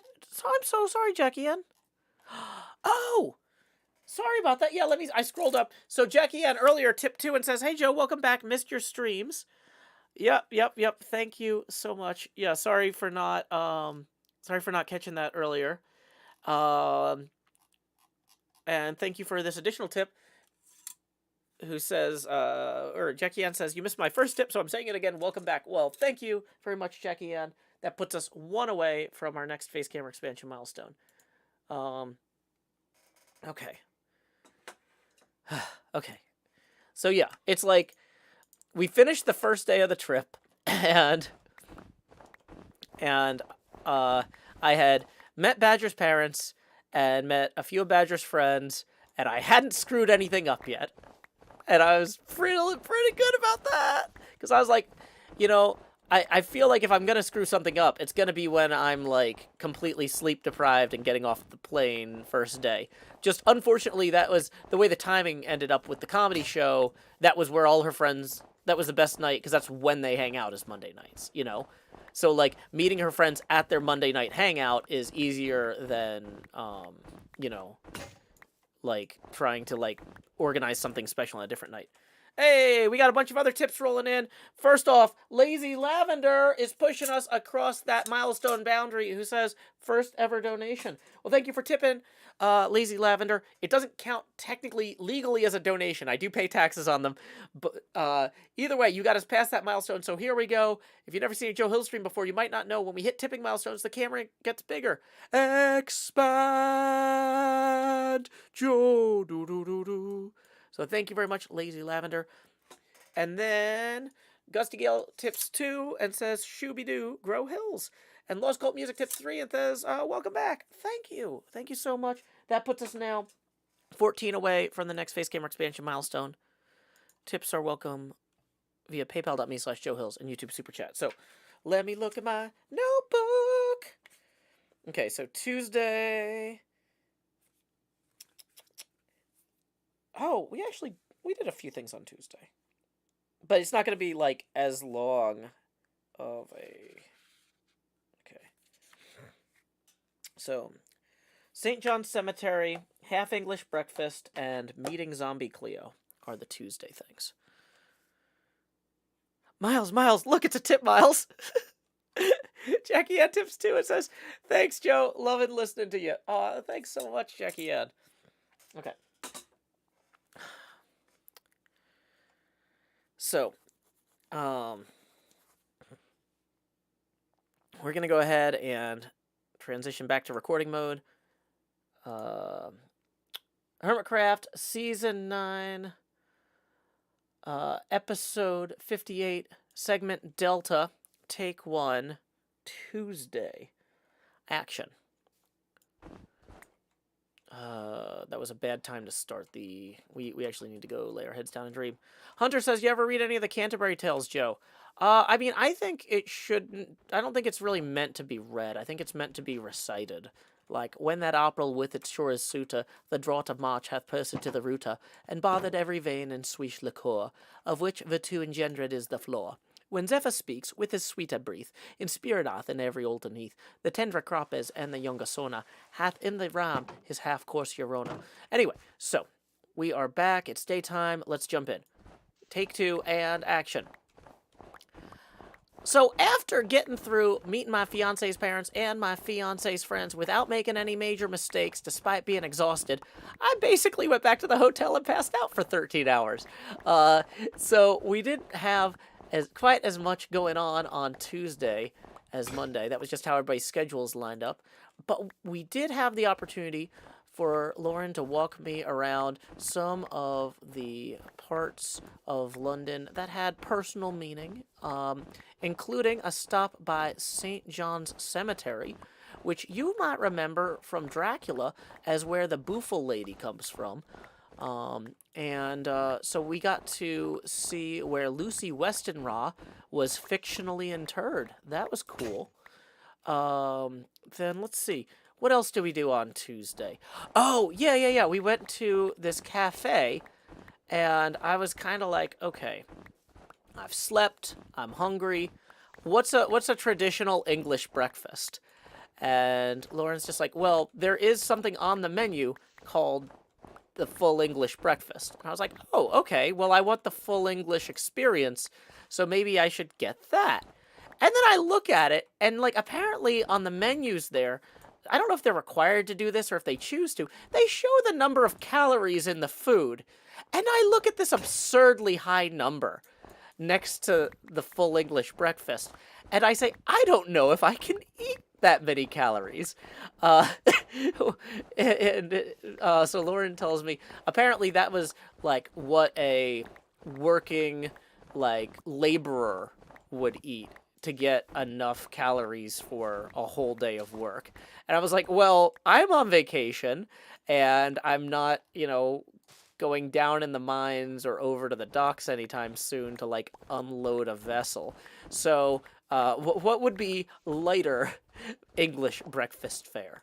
And directly below that on the menu was the half English breakfast, which still had a suspiciously high number of calories. But I figured, okay, I'm in England, I should give that a go. And it was huge. They bring out this plate with, like, bowl edges because it's full of baked beans. But there's also what they call 3 rashes of bacon. I think that rashes are strips of bacon, but I was told repeatedly that was 3 rations of bacon, and so I internalized that. And let's see, there was sausage, fried egg, hash browns, toast. It was a lot. It was a lot. But luckily, it wasn't too much. I finished everything except for some of the hash brown that I shared with Lauren, and I wasn't able to finish the last full piece of toast. I got to know where my limits are, and boy, had I hit them. But yeah, that was real good. Probably not strictly speaking necessary for the amount of energy I expend in a day, so I won't be having those too often. But yeah, so I got, a true British culinary experience for breakfast at least, as opposed to like the yakisoba from the night before, which I don't know if you know this, but Japan's not in England. So anyway, we after that we wandered over to a pub,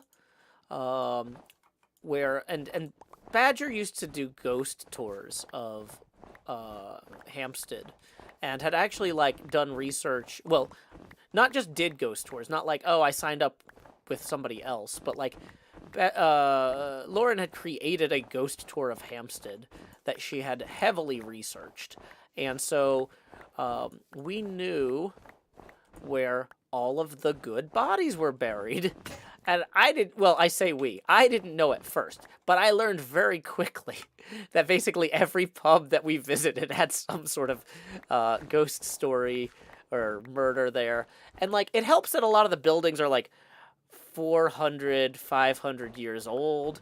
And so it's like, okay, so when this building was being renovated in the 1300s, or when this building was being redone in the 1600s, blah blah blah, like a lot of cool stories. But anyway, so the pub we visited next, the King Willie IV, apparently the owner had actually bricked up somebody in a wall who tried to run off with his wife.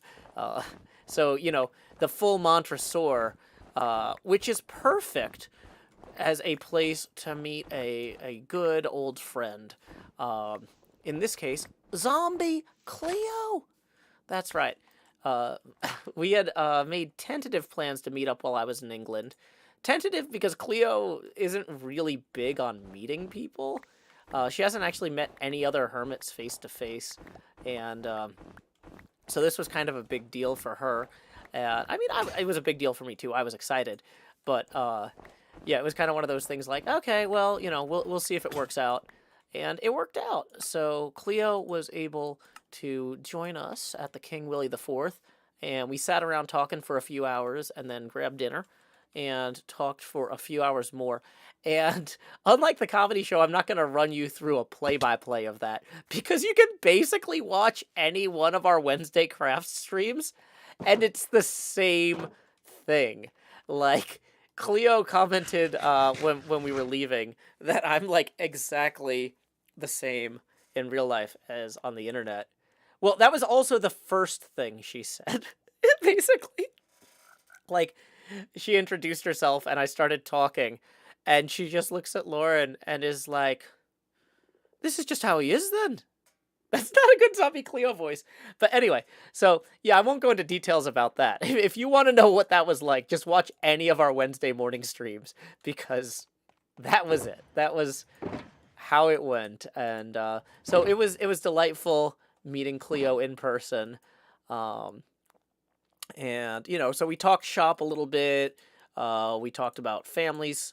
Lauren and Cleo talked about, like, different things, they had in common since they're both, living in England. So yeah, it was real cool. Also, if you're not following Zombie Cleo on YouTube already, we've been friends for over a decade, and I recommend her all the time. Please fix that. But okay, where was I? Yeah, so we hung out with Cleo, basically until it was time to, call it a night, because I was really, really appreciative that Cleo took so much time out of her day to hang out, because it was, it's not always easy getting across London or traveling around England or whatever. So I appreciated Cleo taking time away from editing. Make sure you watch Cleo's videos. She works very hard on them. But yeah, she did take a break this week to hang out with us, and that was very generous of her with her time. So let's see. That was Tuesday, basically, because by the time we got done at the restaurant, after we hung out at the pub for 4 hours, then we hung out at the restaurant for several hours. I was glad that they weren't slammed. Luckily, Tuesday night apparently wasn't the biggest time for Indian restaurants. So they didn't rush us from our table or anything. But yeah, we just hung out and talked, and then called it a night. And then I guess we're into Wednesday. So Wednesday, we actually walked around Hampstead Heath, which is a really cool pocket of nature in London overlooking the city. Lauren had spent a lot of time there in her youth and still enjoys it when she can. But it was, just really great. I love being outdoors and going on hikes and walking around and just seeing the heath. And, we just sit somewhere and she could point out a bunch of different places where she had stories from. And it was just fantastic. It was so great just getting to hear, about her stuff. Because when she comes to America, I'm always doing that. I'm always like, oh yeah, let me tell you about my time me and my dumb friends did this, and because it's like, oh yeah, that's where we did that, blah blah blah, and so being able to just sit and listen and share that stuff was just so great, and a lot more meaningful than just like, okay, we've got to hit every tourist thing in the UK in 4 days. Go, right? And so Wednesday night, though, we kind of had this very chill hangout on the heath, and we stopped before dinner because we were supposed to meet both of Lauren's parents for dinner. However, Lauren's mother had to back out at the last minute. And so it was just gonna be me and Lauren and Lauren's dad. And I know that I'm like a 36-year-old man at this point, and so I shouldn't be stressed out about like having dinner with the father of someone I'm dating or whatever.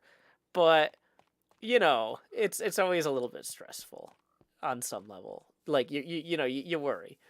Because you don't want to screw it up. You don't want to leave a bad impression. So, before we headed to dinner, we stopped at another pub. Like I said, we basically were just touring all the places that were meaningful to Lauren, or where she had grown up or hung out. And so we stopped by a different pub called the Garden Gate.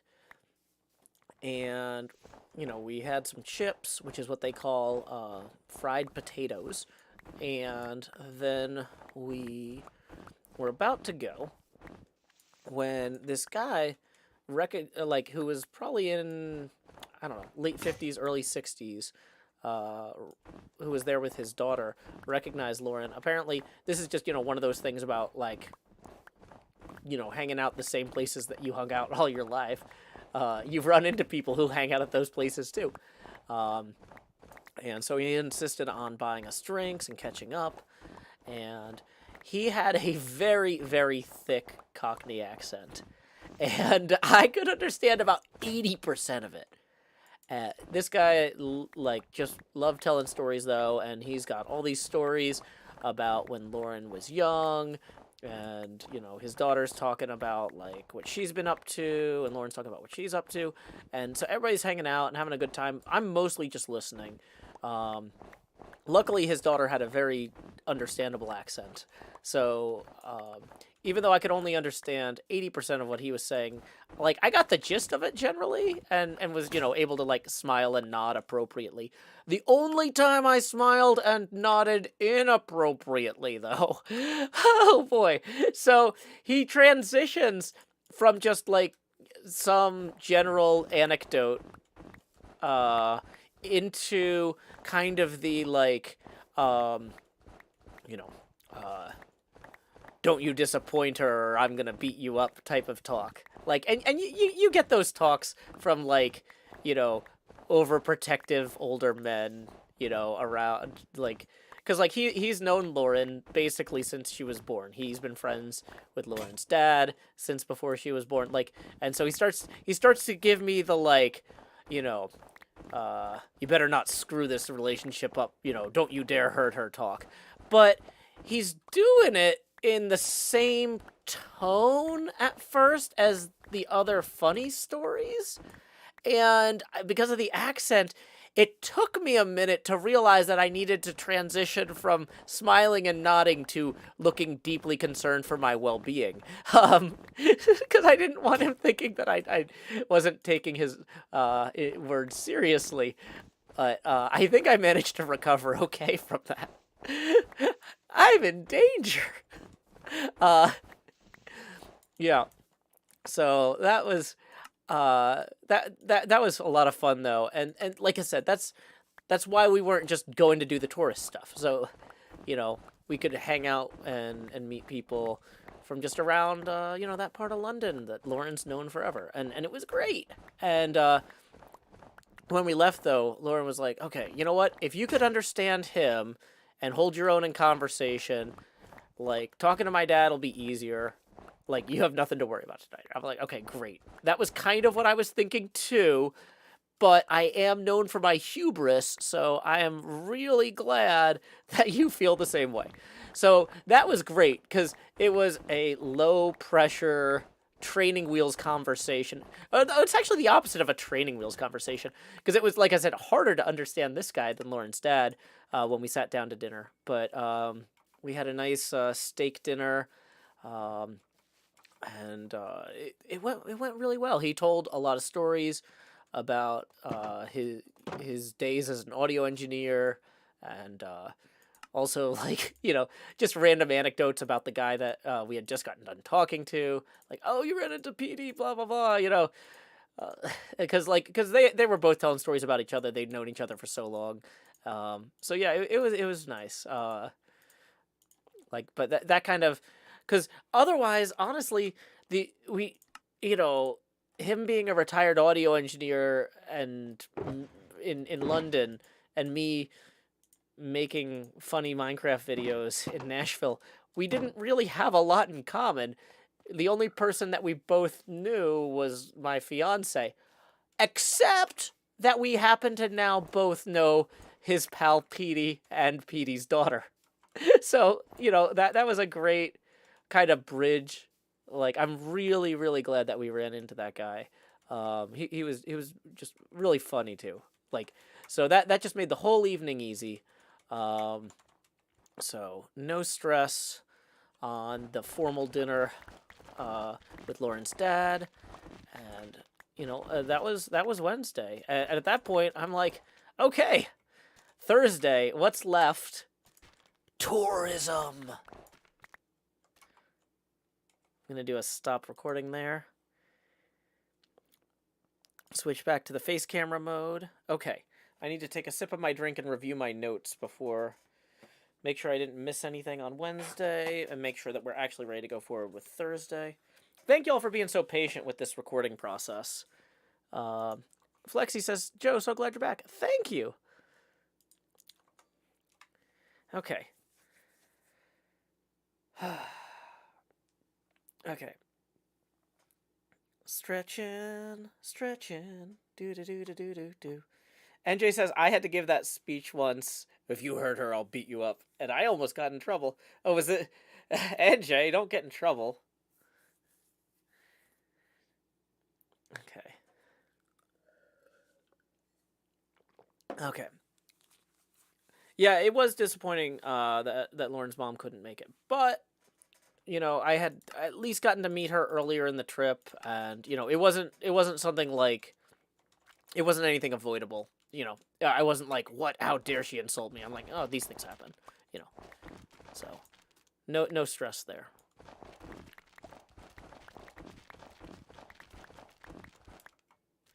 Okay. So yeah, Thursday notes. That's what I'm supposed to be reviewing. Okay. Okay.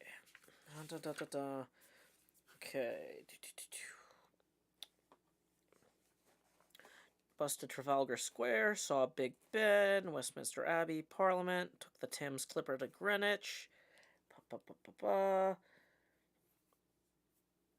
Souvenir stuff. Art illustration event called The Pillars of the Empire. London Bridge Tower, London St. Paul's Cathedral, Globe Theatre. Took the Underground back. The Flask Pub.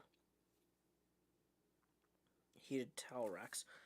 Oh yeah, the towel racks at the hotel were heated. That's not like the most important part of the trip, but like I had never heard of that before. That's like wild. Okay. So let's go. Let's get going. Okay. Okay, so how are we for time? That's about. We're gonna wait until the sun sets to start the next recording.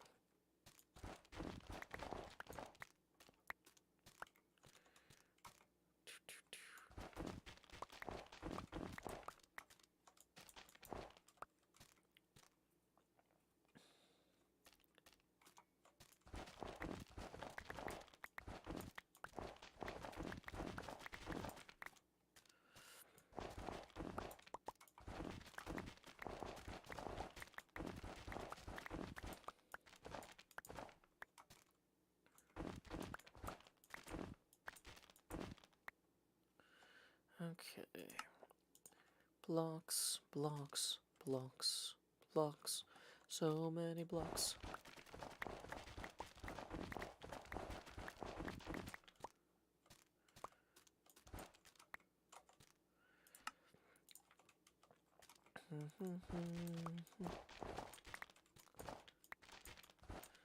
McAdoo says, so Joe, I made a true facts about Joe Hill's post on Tumblr that got 2,000 notes. I don't really... is that good or bad? Like, do posts about me usually do, like, significantly better and you're upset that this one failed? Or is that, like, that's one of those things, like, sometimes when people tell you they're pregnant and you're not, like, sure what the marital situation or whatever looks like, you're just kind of like, congratulations, or I'm so sorry to hear that. Like, okay. McAdoo says, no, it's really good. Okay, cool. Thank you. I appreciate the clarification. Okay. So let's go ahead and put these up.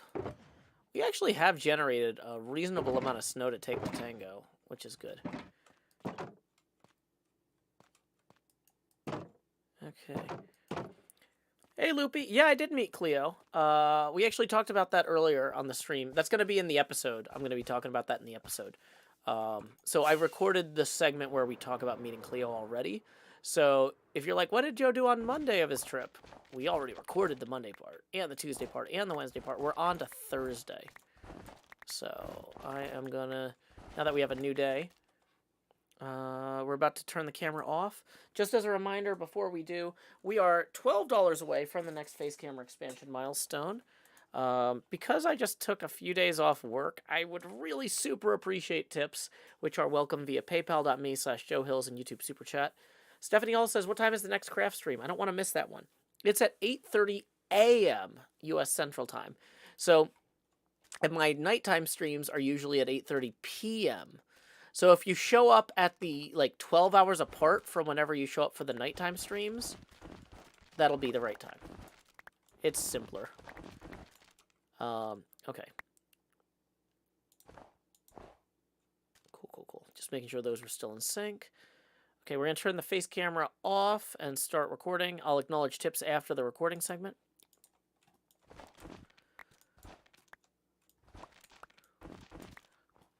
Let's see. So Thursday, then, was going to be our big tourism day. Now, since Lauren has lived in London so long, Lauren knows... No, let's try that again. Take 2. I forgot to do the intro, too. HermitCraft Season 9, Episode 58, Segment Echo, Take 1. And action.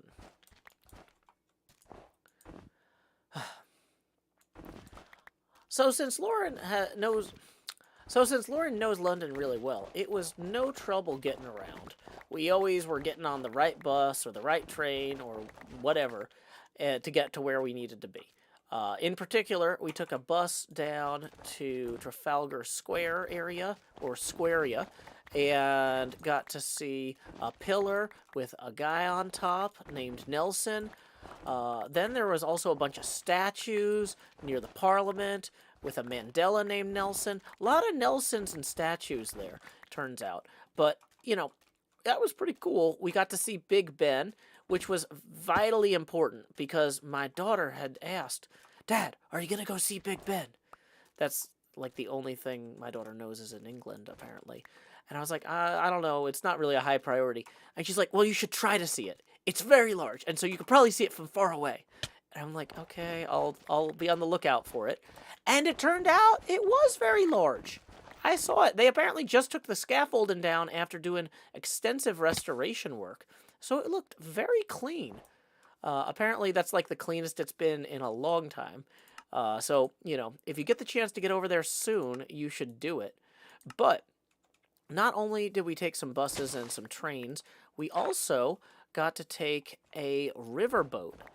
Apparently, Transport for London has buses, trains, and riverboats. So we took the Thames Clipper, which is a riverboat service where you can pay for like an all-day ticket and go up and down the Thames on this like huge ferry. It's not huge. It's not a car ferry, but it's a people ferry with two big catamarans.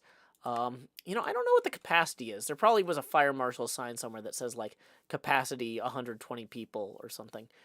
But so it was big, but not huge.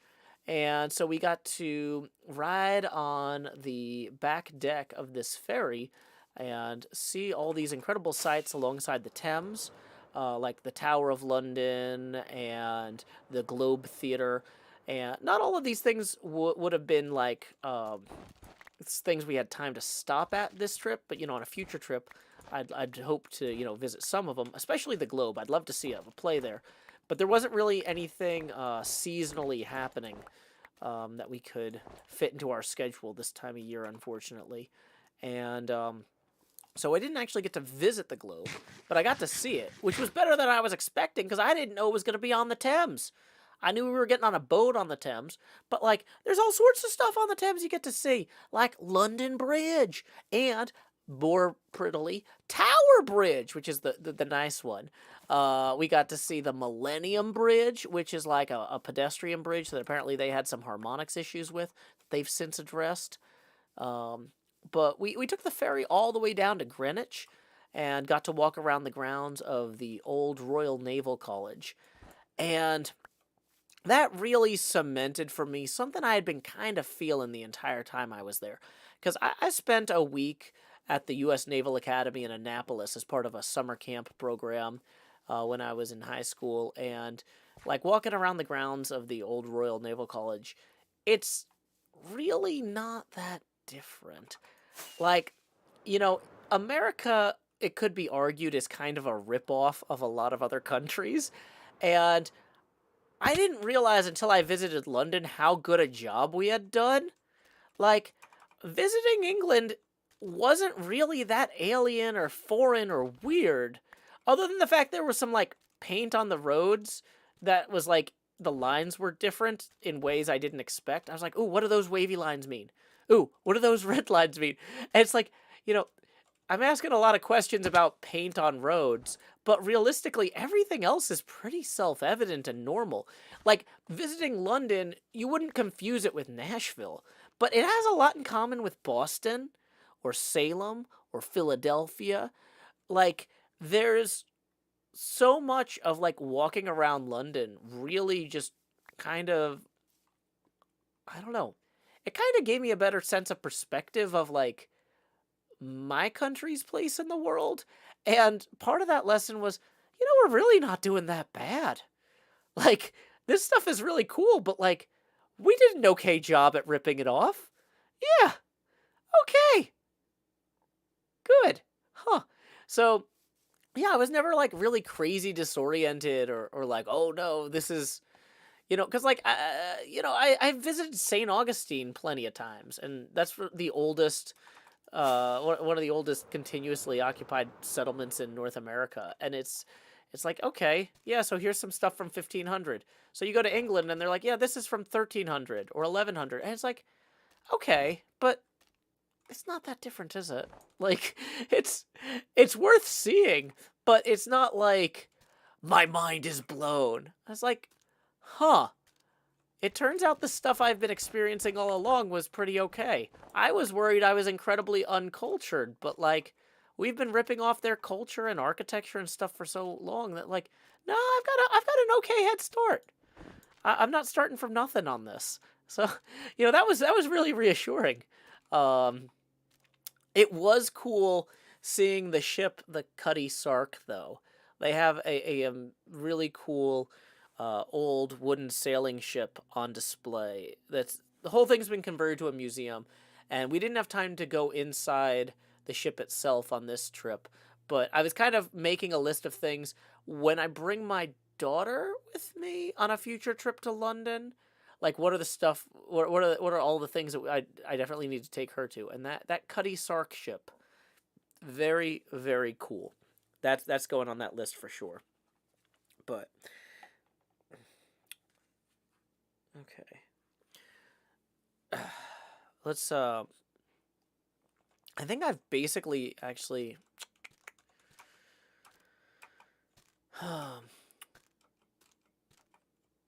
I think I've gotten all of the snow at this point, so we actually need to switch tasks. I need to acknowledge that. Okay. So the one thing we didn't do in London was take to the air. Although I guess, no, I took to the air when I landed. No, we don't need to include this then. I was going to say. I'm actually pretty sure we got most of the snow here, so I'm just going to take to the air and do a quick review. Although, you know what? I'm realizing there's a bunch of it over by Jevons. Sorry, Jev. Let me clean that up, too, while I go on to talk about other kind of closing reflections on the visit. Because Thursday was our big tourism day, and then it was time to head home first thing Friday morning. Now, a few things that I noticed that we don't have in America that are pretty cool, though.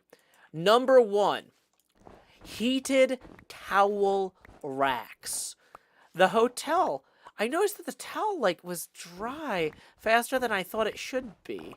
Apparently, there's something about the towel rack that, has a heating element that turns on and off, depending on, I don't know how automatic it is, but, it was really cool. I need to research this further. That's on my to research further list, is how to safely install a heated towel rack in my own home when I get one. That is definitely a to investigate item. Another thing I noticed was that you're not supposed to talk to people on public transport.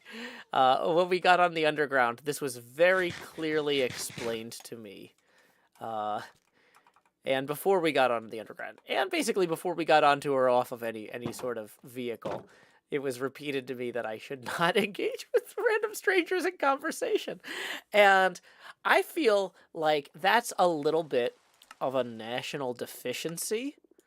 They do have a campaign there for dealing with, they don't teach people how to talk to one another on public transit. But they do teach people that if you see somebody placing a bomb, you need to tell the police. And so they've got, in the aftermath of the Troubles, this whole big public transit, Transport for London campaign everywhere. On every train, every bus, anything you get onto. There's posters everywhere that say, see it, say it, sorted. And, when you get on the train, it actually does a whole, thank you for choosing Transport for London. As a reminder, if you see any suspicious activity, please say something immediately to the police by texting them at this blah, blah, blah number. See it, and then, the police will immediately respond and ensure that the matter is sorted. See it, Say it. Sorted. And, so I understand why they need that campaign. But you know what they don't understand? They don't understand why they need a national friendliness campaign that I think should be called Get On, Go On, Greeted. Get on. Board your public transit as you would any other vehicle. Immediately make eye contact with the nearest other human being and smile before introducing yourself. Then go on at length about your hobbies, where you're from, where you attended school, and what you do for a living. You can now consider yourselves both fully greeted. Get on, go on, greeted. So I'm just doing this work for free for you, Transport for London. Although I suspect that if somebody saw me doing this, they would immediately text the transport police and be like, I don't know what this is, but it's not okay. So, except they would use a different voice. They would use I don't know what this foreigner is on about, but I am deeply unsettled. So, anyway, that is my experience in London. Let me see if I've got any notes about my trip home that I need to address. We've basically got all the snow at this point. So we're going to do a soft cut here.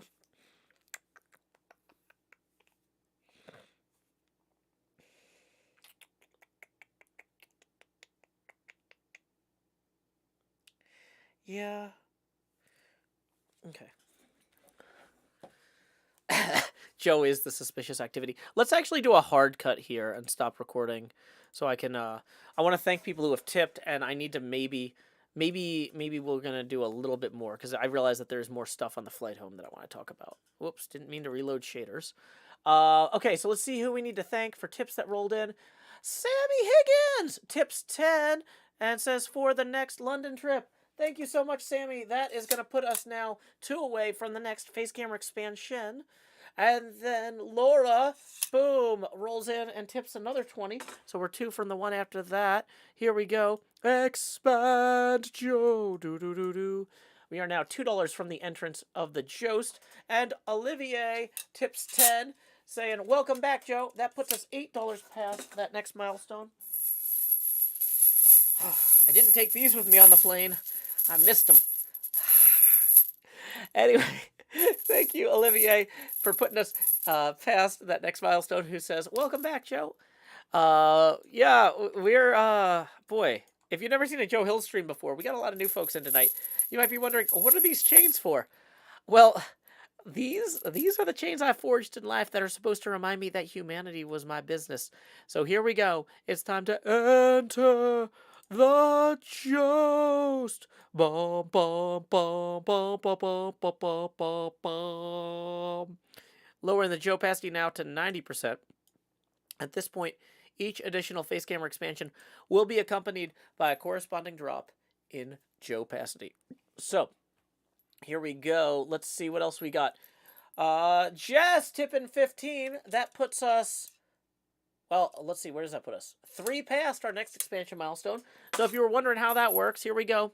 Expand Jost. Do.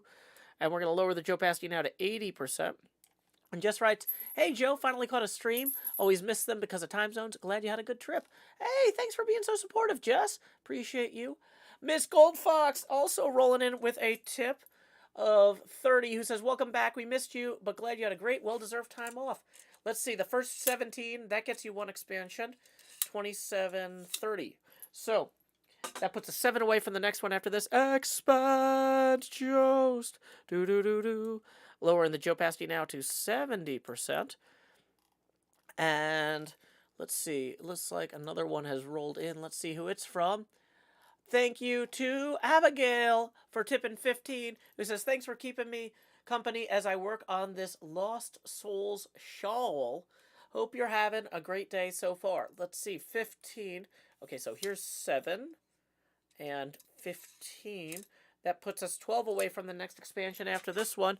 We're going to the most obnoxious face camera expansion milestone, the Tony Stark helmet cam. Expand Jost. Do. lowering the opacity now to 60%. As you can see, the camera can't really take up any more of the screen at this point, but it can keep getting more transparent. Everyone who has been tipping up to this point has been making the camera more obnoxious.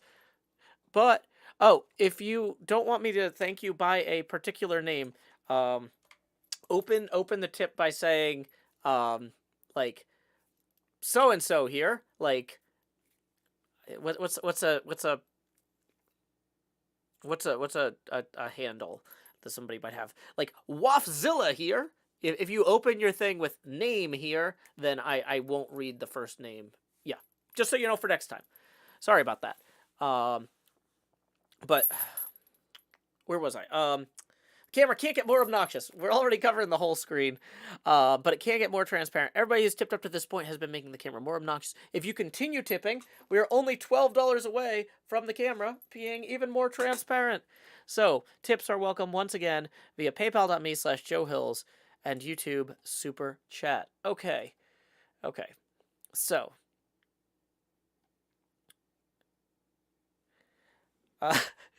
okay. Let's see. What are we doing? I wanted to maybe go get some pink stuff to start filling in here. Just like some pink concrete powder and stuff. Carson says, are there world backups to make a time-lapse of area changes at the end of the HermitCraft season? Usually what I would do is I would just take the original seed and create a new world with it, and then have the camera and replay mod do a fly-through in the same path.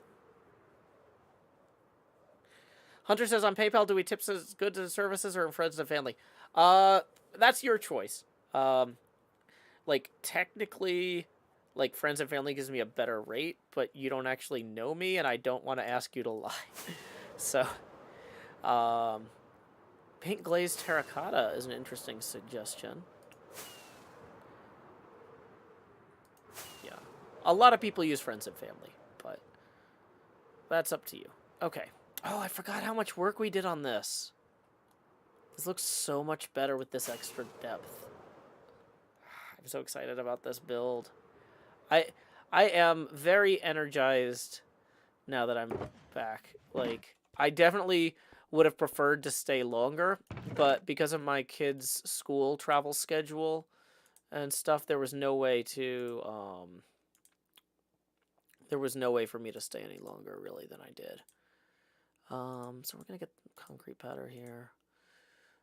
Hey, we got another tip rolling in from Hunter, who says, please wish me luck on finishing this paper about the Pardoner from the Canterbury Tales. Hope the rest of the stream goes great. Well, thank you very much, Hunter. That puts us now 7 away from the next face camera expansion milestone. Okay. Okay. Danny W. tipping 10. Thank you very much. So let's see. Boop. That's going to put us 3 past our next face camera expansion milestone. So here we go. Expand Jost. Do. And lowering the opacity now to 50%. I actually need, now that we're getting this big, I need to update the camera to go back into 4K mode. I had temporarily turned off 4K mode because we were getting some weird glitches earlier. But yeah, now high definition. Danny W. here. Example for y'all to see an account that wants a different name said. Also, Joe, did you ever feel out of place besides talking loudly? Not really. I mean, like, the whole experience was way more comfortable than I expected. Like, because I'm constantly navigating uncomfortable situations, like talking to parents at my kid's school. And things like that. Like, this was way more chill than, like, all sorts of other social situations that I end up in routinely. I was like, this is such a out there thing. I'm sure it'll be stressful, but nope, it was just easy. So,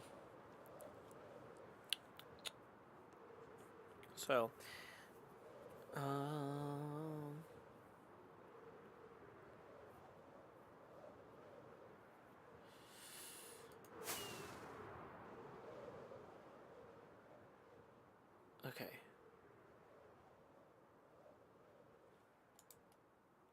Badger says, are you going by your time or Cleo's for the stream? Yeah, we're going by Joe time. Wow, wait. Man, I have not looked at the Discord chat for a while. Sorry. Yeah, I just kind of got into like monologue and looking at my notes mode. Sorry about that. Yeah, the craft stream is at 8:30 my time because it's keyed off when I take my kid to school and when I have to pick her up. So we don't do UK time. Whereas the HermitCraft meetings are still on UK time because, yeah. Okay. Let's think. So we need to start putting these in some of the trees here. Hey, we got another tip rolling in from Drew Baca, who says, welcome home, Mr. Hills. Thank you very much, Drew Baca. That's going to get us 3 past our next face camera expansion milestone. So here we go. Expand Jost. Do-do-do-do. And we are going to lower the opacity now to 42%. Alrighty. So, okay. Just as a reminder, tips are welcome via paypal.me/JoeHills and YouTube Super Chat. Whew. Okay, we're basically recording an entire episode in one go here. So, let's see. Looking at my notes, there was some stuff I wanted to talk about on the way out. Because I didn't really get to see Heathrow Airport on the when I flew in.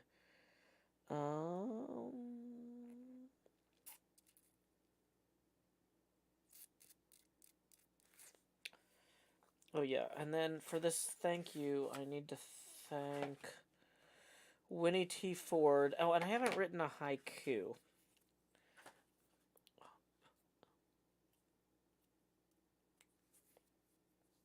I haven't written a haiku yet, so let's figure that out real quick. Yeah, there's no school in the morning, so I can go late tonight.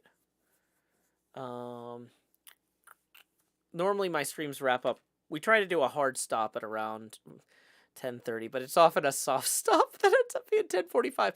When we didn't have that, though, some days I would be up until midnight, and that was bad because I had to wake up and get my kid for school in the morning, and also I hadn't cleaned the kitchen yet, and it's like always a nightmare. Or like sometimes I get done with the stream and I'm like, oh no, I have to do laundry for school tomorrow. How did I not start that yet? And it's easier to fix that at 10:30 than at midnight. Okay, so outro. We need to thank Winnie T. Ford. I need to write a haiku. New England. Old England. No, let's open with England, New England. Turns out, we copied well. Okay, yeah. Okay. Let's... England, New England. It turns out we copied well.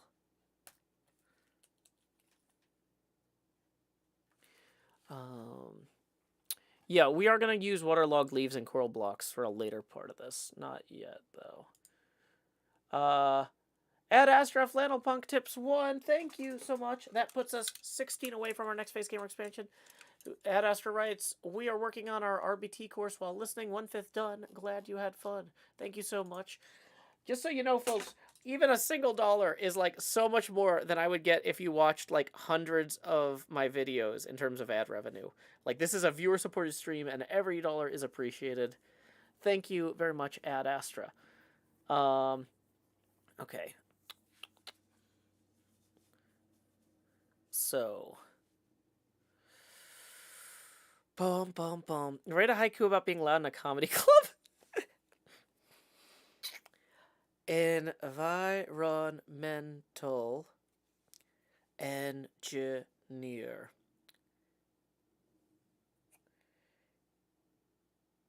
Shh. Environmental engine. Uh, yeah, I don't think we're gonna do that. But it's funny. England, New England. It turns out we copied well.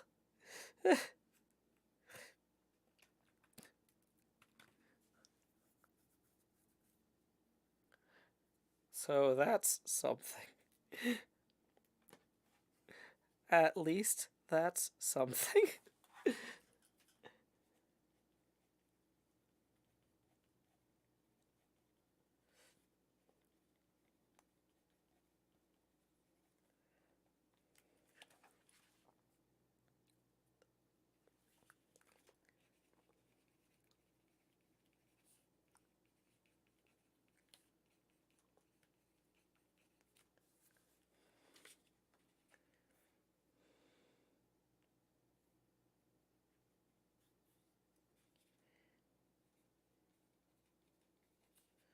Huh. Let me try something else real quick.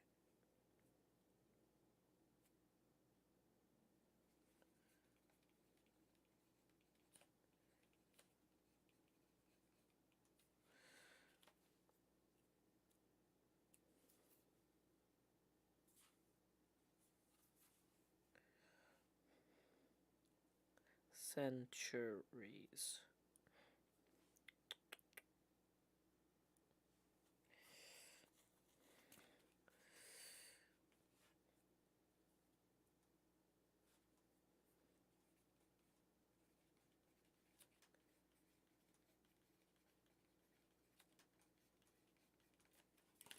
Okay, I think I got it. Do do do do. Do do do do. Okay, so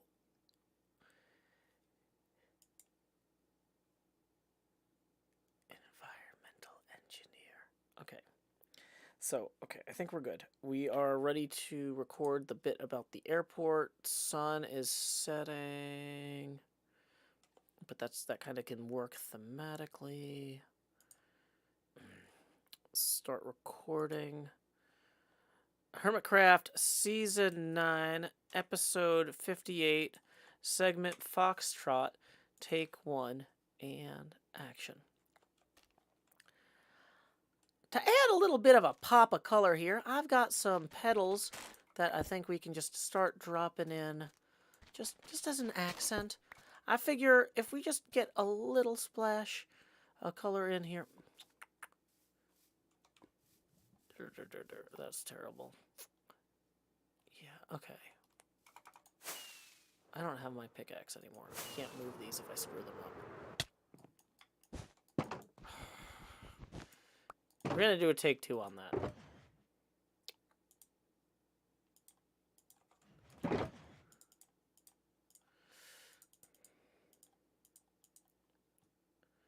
Is it funny if I have... What is the right tool for removing mangrove roots like that? Is that the axe? I think it's the axe.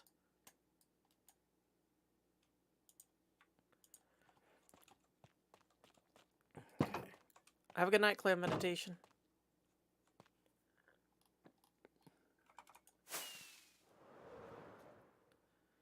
Okay.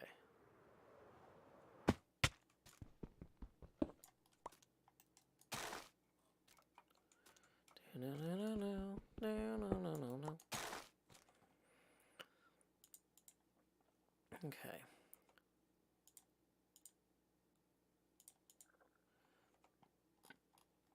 So we're actually gonna wait for night to fall and then do the outro. Yeah, instead of going to get my good tools out, I feel like using the wooden tools is funnier here.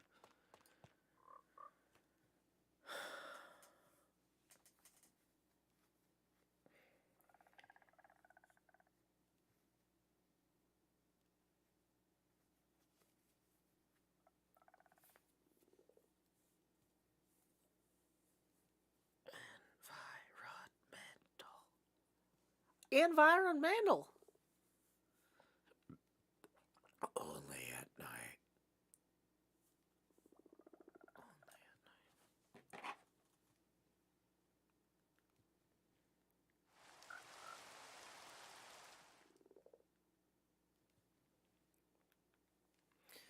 Okay.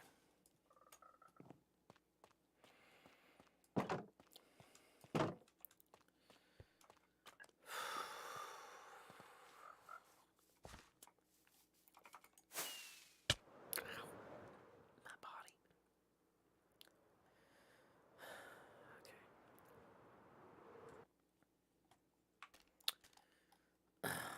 So here we go.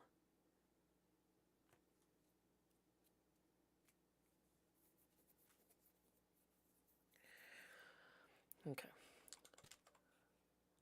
We are gonna pop in. Take three.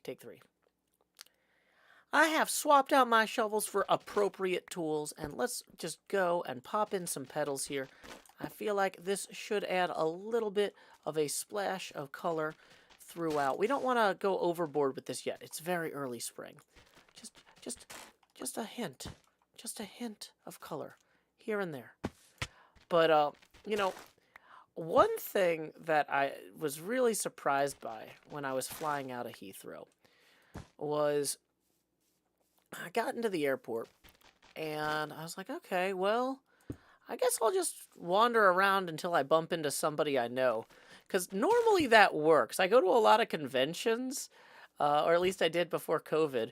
And so, like, everybody would be going to the airport on the same day to head home. And so it's like, even if you don't see anybody at your gate, you just walk around to the other gates and it's like, oh, hey, there's so-and-so, or, you know, whatever. Apparently that doesn't work at a random day at Heathrow, even though the whole place is full of people. I didn't know anybody. And you know what was even more surprising was no one else had green glasses or a burlap ball cap. I thought, like, you know, there's got to be somebody else out there stealing my look. No one. No one at all. So I don't know how to feel about that bit either. But anyway, I'm obviously home safe now. And I once again want to thank my fantastic fiancé for planning such an amazing trip with very little input from me. I was definitely asked multiple times, is there anything you'd like to do? Where would you like to go? And I was just like, I'm stressed out and busy. I don't know. I trust you. I believe in you. You can do it. And so with little more than that to go on, Lauren managed to plan and execute a fantastic first-time visit to another country. So thank you again, Lauren, for that. I guess I need to thank our Patreon sponsor, Winnie T. Ford, for making this episode mid-roll ad-free, too. Wow, we're already at the end. So, I haven't gotten all the way to the end without a mid-roll ad. I do owe you a haiku of my own devising. Redwood on the heath, young, but already so tall. You've centuries yet. Until next time, y'all, this is Joe Hills from Nashville, Tennessee. Keep adventuring. Do-do-do-do. Don't worry, stream. That is not the end of the stream. That's just the end of the recording. Okay. So before I go, I need to... Like I said, I'm trying to actually rename files as I work. So let's go ahead and make sure we've got proper names for these. HC9-058- Charlie. And that's going to be Monday.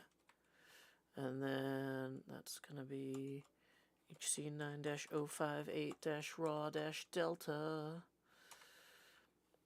And then HC9-058-Raw Echo. And HC9-058-Raw Foxtrot-Outro. Okay. So, yeah, I think we managed to get a whole episode worth of recording done in just 2.5 hours, despite some technical problems. So thank you all for hanging out. Chef Nutmeg says, speaking of Patreon, maybe have a link for the new friends.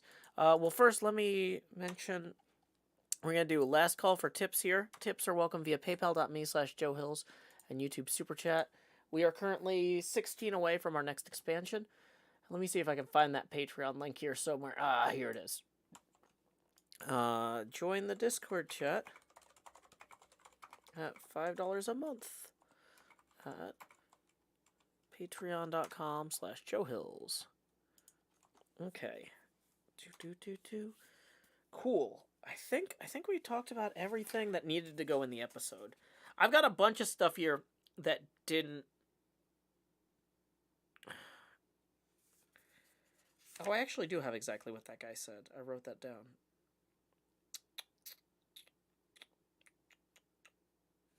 Oh, I didn't talk about tipping.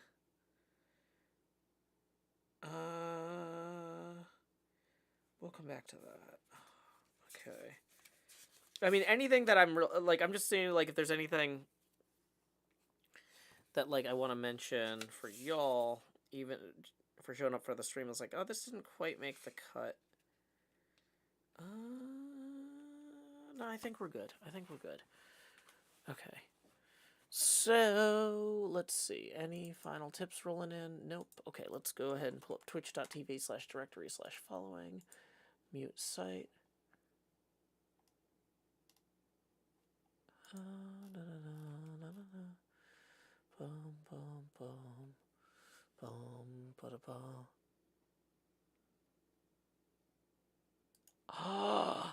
Oh my gosh, one of my friends who's never streaming. The one who made this. My friend Frosty Plum, who made the In This House We Follow Groundhog Day Rules cross stitch, is streaming in F1. I don't know what F1 2021 is, but we're rating my friend who currently has 0 viewers. So if you want to say, howdy y'all, Joe Hills raid here. We love your Groundhog Day cross stitch. It would absolutely make her day. She is not going to be expecting this at all. Oh, Final Fantasy 21. Is it Final Fantasy? No, it's F1 20. No, it's some sort of Formula 1 game. Okay, when you get over there, seriously. Howdy y'all, Joe Hills right here. Why is that not going through? /raid Frosty Plum. Come on. But yeah, if you do not allow you to raid at this time. Okay, hold on. Let me unmute site. 2021. Do you intentionally have raiding disabled? 2022 and beyond. Like, it almost looks like the Mercedes does now with the 0 side. Trying to send folks over here and it is erroring. But you know, when it first came out, I was like, ooh, green car. But it's what I got. Okay. Now the funny thing is, look at the chat. that is the second race now, but in 2021 it was like the second to last. And China was supposed to be I'm just gonna post schedule, the link. but nope, it did not happen. I'm assuming. So technically, I can play China. Yeah. Wow, Michael Schumacher still has. Yeah, we're just gonna put the link in. Yeah, it's Frosty Plum. We're just gonna go. Okay. So when you get over there, howdy y'all, Joe Hills right here. Anyway, until next time, y'all. This is Joe Hills from Nashville, Tennessee. Not applicable. Keep adventuring. My sister was wondering what it was right now.